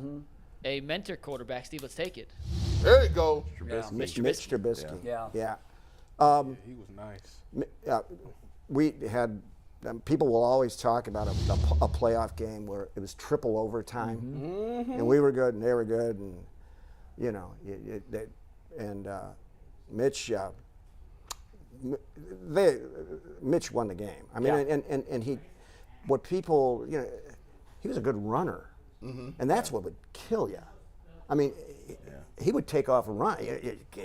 Why you got coverage? They 5 wide at that Well, time? they would motion 5 wide. They would do all this stuff, and you're running. It's man cover, and you have good coverage. Then he'd take off and run 14 yards. And he'd kill you. And I think it was either the first overtime or the second one. And I mean, it was 4th down. And we're up. We scored 4th down. Come on, fellas. And he throws there's a post, kind of a post drag type of thing, and we have good coverage. We have good coverage. Hit it right in there. You know when they say you got to throw it to the window? Well, the window was like the bathroom window. That's all you had to throw it to. It wasn't like the window in your front room. He had a window like the bathroom window. And he got it there. Touchdown. That's crazy. It's 3rd overtime now. Wow. And that was just okay. He won it. Wow. It seems like you remember every play from every game. No, it's getting harder now. McNuggets. Yeah. McNuggets. That graphic in his top 5. Can we bring that up just one more time? The overall the 5. Give us 1 sec.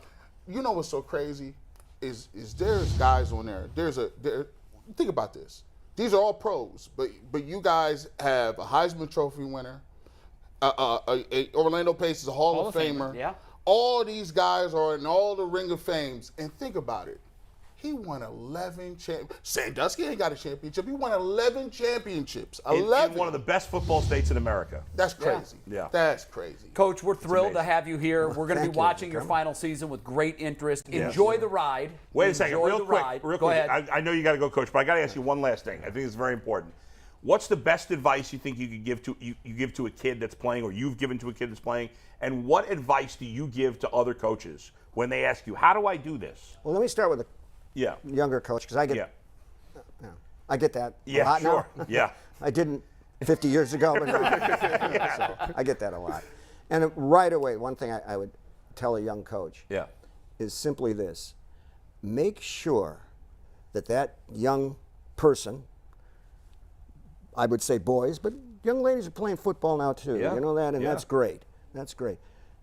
That young boy looks at you, coach, and totally believes that you are giving all you can to help him. You're not worried about your record. Yeah. You know, you're not worried about the rivalry thing and this. I'm not a rivalry guy. That young kid could look, coach, and you're going, that coach really wants to help me. He's giving me advice that, now son, you know, just here, you know, what'll help is if, you know, you get that foot a little bit more and you get that foot, okay, I'll try that, coach. And it starts working for that kid. Mm-hmm. That kid will just go to war for you. I mean, he'll do anything because that doesn't go out of style. That's what a coach has to. Yeah. If you get that, you got some kids that really want to play, really want to play for you because they have faith in you. Yeah. And that's what I think. If you talk to our players, I think that's what they always felt I did. You know, you're in practice and something, and I'm not yelling, you know, what's going on out here? Well, coach, if you don't know what's going on out here, how do we know? We're just kids, you know. Yeah. It's just, you know, you walk up, you know, okay, if you just plant that foot a little bit there, it'll help you. And then the kid starts doing it, he goes, oh yeah, that works. That's good. So that's important. Yeah. With a kid, I just think find what you love. Yeah. Find what you love. It doesn't have to be football. You learn so much in football. Football to me is a classroom. I will battle the next how many years I'm alive to just make sure people don't. Great, the NIL and all that stuff. Yeah. I'm not going to talk about that right now. I'm not a happy man about it. I'll be honest with you, because football, in its creation, was for education. Look at the history of it. It was. Yeah. You learned a heck of a lot in football, and I hope they never lose that idea. It's a great education. Coach, thank you Coach. so much. All right, thank you guys. Awesome. Enjoy that last season. Once in a while I drive to this place. I got a daughter to pick up once in a while. Pop on in. You just come on in. Yeah, that's exactly right. Coach, thank you very much. Pleasure. We're going to take a quick break. When we come back, Tyvis Powell mic'd up playing softball. Griffey III. I don't know about that. We got to get... Hey, it's Adam the Bull for the Ultimate Cleveland Sports Show, and I'll tell you what I think of when I think of Cleveland sports. It's that everybody loves it. I've been to other parts of the country, and there's people that love sports and people that don't care. But in Cleveland, everybody cares even a little bit from every walk of life, and that's what makes this city special. Whether it's football, baseball, or basketball, it doesn't matter. The people of Cleveland and Northeast Ohio love their teams like nowhere else in the country. News you can trust should be news you can rely on. And every night at 11 on What's Next, you can rely on us. A new legal twist for Brown. Today also marks the beginning of We're here, and we are going to continue. So the Guardians have to play almost. You can rely on us to help you go to bed better informed with stories that prepare you for tomorrow. And with news that's relevant to your life. We'll make sure that you're ready for what's next. Because being ready for tomorrow is what matters most. Hey Cleveland, it's Adam the Bull. And if you love sports as much as I do, then you've got to be watching the new Ultimate Cleveland Sports Show. But if you don't have 2 hours to watch it live or on YouTube, well, there's a podcast version, so you're in luck. Listen to it anytime, anywhere. We're doing things on this show that no one else is doing. We're getting crazy. Find out for yourself. Check it out wherever you get your podcasts.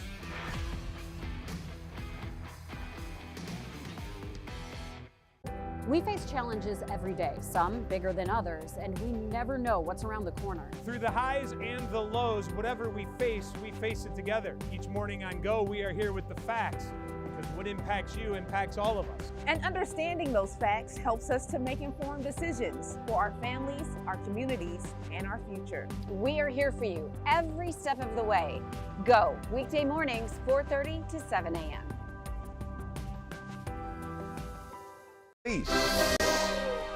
We're back on the Ultimate Cleveland Sports Show, and Tyvis used a word that he rarely uses. Despicable. He is worked up. Now remember, this was a charity softball game, so set the table. Listen, hold on. First of all, yeah, it's for the kids. It is. 100%. It's about the kids. It's about raising money for cancer and all that. But the competitive nature in me. Sure. Despicable what happened, this performance that was put on. What did you do? Well, personally, Mikey McNuggets would tell you, I look like Ken Griffey III. That's what I. Now do. wait a second. You know, wait a if second. this was a track meet or something, golf or something, I'd have won hands down because I did everything I was supposed. But it's to. not an individual sport. You got a bloop single and a ground out. I don't got no. What do you mean? It was a bloop single. Did I score or not? Wait, you didn't hit a home run? No, I didn't hit the home run. Roll the tape. Ken Griffey Jr. Let's just roll the tape. Ken Griffey Jr. wasn't bloop single Man, field the way of you choice. gasped it, I thought you were. Roll the tape. All right, roll the tape. Trying to go perfect, you know, do my best J-Ram, Jose Ramirez impersonation. Wait till everybody get on base and then just go ahead and grand slam the thing. Flip the bat, take the shirt off, throw a party out there. Take the shirt off. Hell no. Come on, hey, Ray Charles can see that hit, man, was saved. I can't believe, throw me out the game. All my life I played first base, but then I got fast and went to the center field. Let's shoot. Uniform, routine. Right. Guardians, if you need one, come on, baby. I got the looks. I'm hitting, catching, outfield. Come on, man. ATH. I see you with the face paint. Where can I get that at? I'm trying to get some for the game. I'm an athlete. I never played baseball, ever. But you can golf. I hold on to the club. It's the one. It's the winner right here. I hold on to the club. Yard. Easy. We got something to talk about when we get up here, Jay. Watch this. Oh, okay, that was a nice level swing. Thank you. That's a blooper. Blooper. That's easy money. You think you something? Easy you money. ain't nobody. You ain't nobody. Easy They money. have a setup fence, a close fence, didn't Yeah, they did. They did, Oh, I yeah. didn't see it out there. Bobby Kopp, he ripped that one. Bobby. They threw Get it the hell out the away. way. Almost ran over. Just make contact. Oh my goodness! Look at this here. I hope that boy got on off an error. Man, I'm tired. I get back in shape. Jeez. Straight out there, home run. How about that? I'm calling it. Anybody that's listening. All right, good. I guarantee home run. That's where I'm at with it. Damn. They get ready to piss You me leaned off. back. You were trying to hit a home run. That wasn't Ken Griffey Jr. I mean, What you come on mean? now. I'm sorry. I did everything that I was supposed to do. You got one You hit. got a single and a You made ground it out. Were you Ground so you- ball. 1 for 2? It was a fielder's choice. If Bobby wasn't on base, I would have beat it out. No, that Are was a you routine serious? ground out. You were out. I would have beat it out. It was a routine easily. ground ball. It was I can't routine. believe y'all right Hey, now. so you went up 9-0, Oh, my. and then what happened? Jay, so listen. You did not blow a 9-0 lead. 9-0, first inning. I'm talking about we went through the whole lineup. Sure, you hit through. They went up on offense, 3 up, 3 down.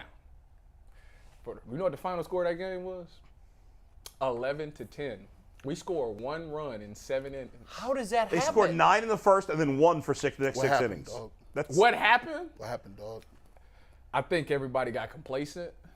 People started dropping the ball in the fields. It started being errors. Wow. But it at the was plate. It was And it was slow at the pitch plate. softball. At the plate, I've never heard a team we had people score striking out. 1 run in 6 innings. In of slow pitch softball. That's They crazy. struck out.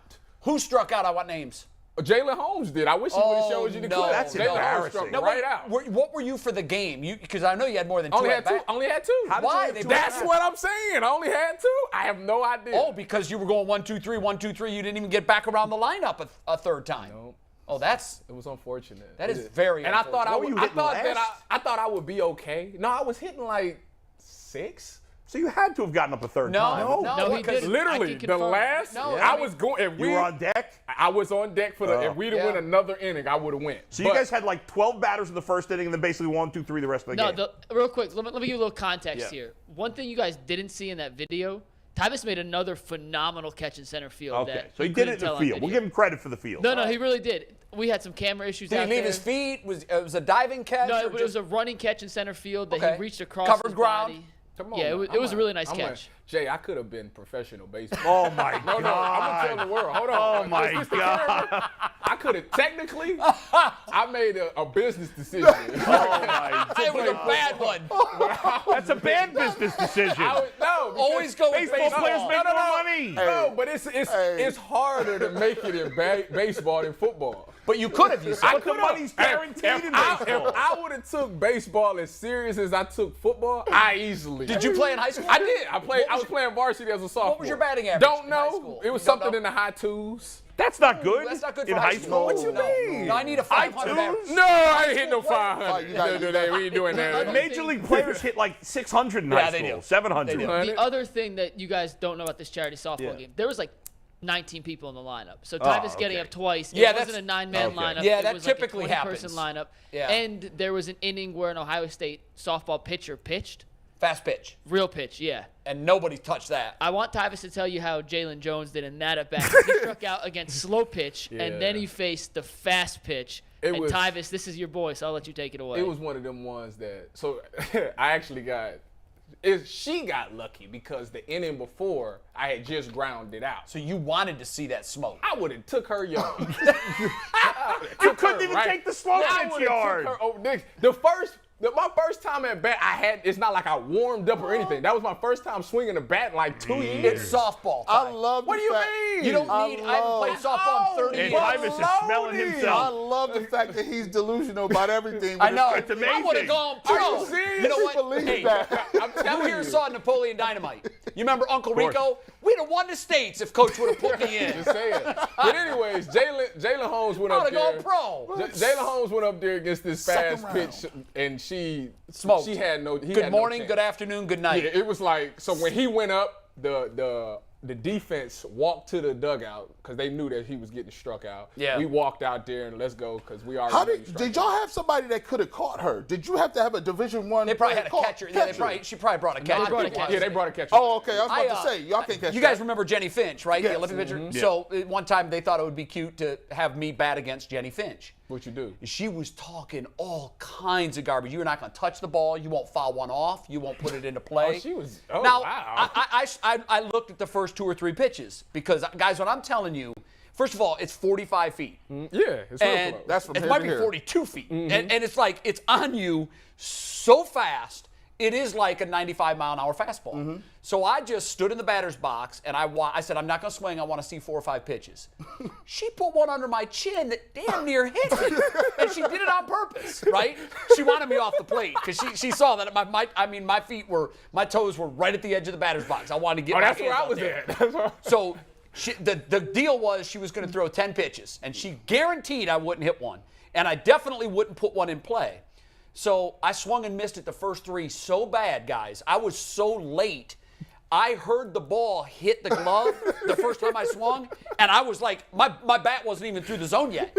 And I'm like, okay, so I clearly have to speed things up. Yeah. So then she decides on pitch 4, she sneaks in a changeup. Oh, And guys, I man. almost broke my wrists because I had fired and I was so far ahead of it. Yeah. But I still missed. But then around pitch 5, I timed it out. And I fouled one off. Okay. Then I hit one in play. Oh. And then I'm stroking the ball. And she goes, I've done this to a lot of major leaguers, and I don't give them 10 pitches. I'm gonna tell you right now. Set it up. Jenny Finch, Oh, I'm my telling you, Set it God. up. Yard. You want that freaking smoke? Yard. He is delusional. Yard. By the way, straight off the gone. I love your Arriva confidence. Dirty. I love your confidence. By the way, I just got a text from the coach of the head coach of the Columbus Blue Jackets. Said Tyvus would be a great wing for their hockey team. I'm an enforcer. He could have played in the NHL. Listen, hold Had on. he dedicated his life to hockey. Had I learned how to skate, or learned how to ice skate, Tyvus, that's the only thing held me back. He's one of the top 5 male ballet dancers ever. No, I ain't flexible enough for all that. We got to draw the line somewhere. Tyvus be out here in the NHL with some black Balenciagas on, dress shoes. Be honest with you, it ain't even about the puck, G. It's not even. I'm looking to slam people in the glass, and I'm waiting on them to say, But what's you up? have to learn to skate I'm first. throwing the gloves. Look, I watched the Mighty Ducks. You throw the gloves and you pull the back of their shirt. And you know that's how you do it. that's Mighty step Ducks. one. Step one. I don't. If we found the best high school girls softball pitcher in Ohio, We he's need nothing. that. I would demoralize. You would be demoralized. No, Hey, she would be. Set it up, demoralized. McNuggets. Set it up. We Set would it up. absolutely Yard. set that up. I Yard. know some people at this tournament who had some sweet swings. I'm telling you. Really? There were some And Ohio State Tyvus was players one that- of them. Tyvus definitely was. Your swing in wasn't the top awful. half. No, I know it isn't. I played for years. But I won the championship, my Muni League. I MVP. mean, for a reminder, you got a bloop single to center and a ground ball to short. And first of all, it was a base hit. And McNuggets. And I could have turned too, but people was in front of me. Hey, Bull. I could have. Ball was in the center field. McNuggets sounding like his agent right now. He's I trying know, to get really. him together. No, Tyvus was good. Defensively, Tyvus, who made the catch Mike, over the fence? he made Durant did. Wait, here's the thing, Mike. Like, y'all don't want to give nobody credit for nothing. We would give you credit if you were humble, but you're so cocky that we got to knock you down. Listen, it's the truth. You watch America, y'all watch the tape, y'all seen it with y'all own 2 eyes. We saw the Texas Leaguer, the left center, and an out. ground ball What do you want me to do? Like, is this baseball? Are you not supposed to hit and get on base? Is Wait, that not the how old are objective? you? How old are you? 28. Okay, Ichiro played till he was like 45. So you saying you want me to start? You got 17 years left. Julio Franco played till he was almost About to get 50. in there. Come on, call it up. Line it. They let Tim Tebow get a tryout. Do you guys want to watch it one more time? Let's see it. Let's see it again. Yeah, Steve again. Tyvus said he had a Y'all plan. is crazy, but I believe. Shame y'all don't believe in me. His like swing that. was Trying to his go swing was perfect, great. you know. His swing was good. Okay, let me see Jose this. The glove on Ramirez the head is a good look. impersonation. Come on, man, Wait I till did. everybody get on base and then just go ahead and It's a grand nice slam look. That is a the good thing. look. Flip the Hats bag, on take the backwards. shirt off. Oh, Throw a swag. party out He there. got the gruff working. Definitely knows how to argue. He takes the hat off first. You got to kick dirt on the ump, though. Throw me out the game. All my life I played first base, but then I got fast and went to the center field. Now look, so he got the other hand over top of the glove. This Yeah, little that rookie. was a little shade there. Yeah, no, you got a swag ball. What if he would have got the other one? It was I one want a Ricky hand. Henderson snap catch. One hand. Okay. All right, we got. Now here comes the at bat. But you can golf. Bobby Carpenter's wearing like the Larry Bird It's shorts, the by one. the way. It's the winner Bobby right here. Carpenter is huge, by the way. Yo, He is easy. massive human being. Easy. Whose event was? That's Cardiel. Okay, that was. You know, you were leaning back though. I know I was. You got to transfer your weight, and I want to see I you could come have down turned on the ball. two. I could have easily turned two. So what you No. What you? Are you serious? What do you mean turn two? I would have definitely made it to second base. Talking about a double. Oh, okay. Poor Bobby. A grown man hit that ball. A grown man hit that So ball. you said he more of a Tyvus is more of a contact hitter, right? That's it. Come on now. I mean, guys adjust their swing when they play softball because they try to drop that lower shoulder and elevate. Yeah. But you this should is all first you inning still right should here. swing level and down and get that backspin and get the ball to go up. Tell your girl. Did anybody make contact against the women's softball One player? person One did person on the did. offense. Hit a foul ball or something? No, he hit it in play. Oh, he he got did. on base. Who was that? I think it was Drew Basil. It was Drew Basil, the Yeah, kicker. the kicker. Also, Who actually did very well in the home run derby. Who actually bought that bat just for this Wait, particular? who won the home run derby? Oh, that one dude. I can't think. I think was he an Ohio plays State for real. baseball player Yeah, won he the played home for run real. derby. Oh yeah, of course he did. Did He you? hit like 10 outs. I didn't do that. No, Why? no. But you could have gone to the league. I could've- you know what? I didn't want to demoralize that baseball player. I didn't. I ruined confidence. Like this, they'd be like, this guy don't even play baseball, and here he is winning the home Standing run. up here beating What Ohio is State that? Buckeyes. It's about keeping these kids confident in their sport. You know. I've never seen anybody more cocky about a sport they don't play. Bro, he I just can't serious. imagine what his trash talk was like for football. bro. He's actually good You at see, I'm in looking. football. Wait a minute. Hold on. I'm glad you brought Yeah. it up because if Jake Mooney is looking, I know you. I think you at Channel 8 or something now. Call me. Hey, You can set it no, up one-on-one. we're getting Jake Mooney on the show. No, we not. No, we're getting Jake we Mooney don't on the need I show. think he works at Channel 8, though. Hey, bro. One-on-one. No, hold on. Line it up. We gonna He's do a sales guy. He's not on the air. I got it. normally. Okay. Him, Shout out- and my nephew is on my list. Shout out to Destroying. We gonna line these one-on-ones up. You got 10. That's fine. You got 10 Zero. routes. How many catching? 0. All right, we gonna see. We're gonna see. Hey, 0. We not playing, dog. G. Bush will, and I'm My showing son-in-law is the 7 show o'clock up. anchor at Channel 8. He Get- could get Jake we- Mooney's get him- number like yeah, that. We don't need him on the show. We just Win. need. I just want him to line it up. Can we do Oh, this? we gotta We get can our do. camera We can do it fixed first. today. Right now. I'm ready. I don't know what I'm right now. Cleats is in the car. We're not ready on the back end. We got to get our camera fixed first. And the throwback in the cleats. Walking in blood. Tyvis is like my son when I say, like, do you want, like, we're at the pool, and he's like, Daddy, can I have, like, the cheapo ice cream that you get at the pool that's really crappy ice cream? I was like, well, you could have it, but we could, in an hour, go to Mitchell's and get really good ice cream. He's like, no, he's prisoner of the moment. That's Tyvis. That's it now. Yeah. Right now. Now. I'm ready. I hope Jake Mooney's phone is blowing up right now. Bro, they're talking about you, and Ty is talking smack on you. Him and my nephew on my list. In his defense, when Tyvis puts out the tweet about the Browns, that was lame that he did it the second time. The guy. Yeah, I thought so. That was really lame. Yeah. That was really lame. But it was kind of funny. I like it. Nah, bro, stay home. That's funny? I like that. It's kind of funny. No, it's not. It's a little bit funny. No, that's his career. Not that it's going to affect it, but that's not cool. So we're gonna dead the high school thing. I think the world needs to see an updated version of us going one-on-one. If he gets you in this one-on-one, Jay, why don't we have you pitch to Tyvis? You want me to take him yard too? Oh. That's it. Oh my God! We're saying We got to do that. Wait, if everybody want their career ruined? I'm umping. I play Saturday at 1 o'clock at Bocce Field. I can't do it. I will be pitching. I will be starting pitching. I got to work on the radio. Oh, whatever. Whatever. Excuses. What do you like? We got to go. 12 to 3. We're out of time. We're going to stay here for another half hour and listen to Ty's exploits in volleyball. But in the meantime, I played in college. The 22-hour break starts now. If we get any Deshaun Watson news, look for the updates on your YouTube subscription, and we will go live immediately once we hear about it.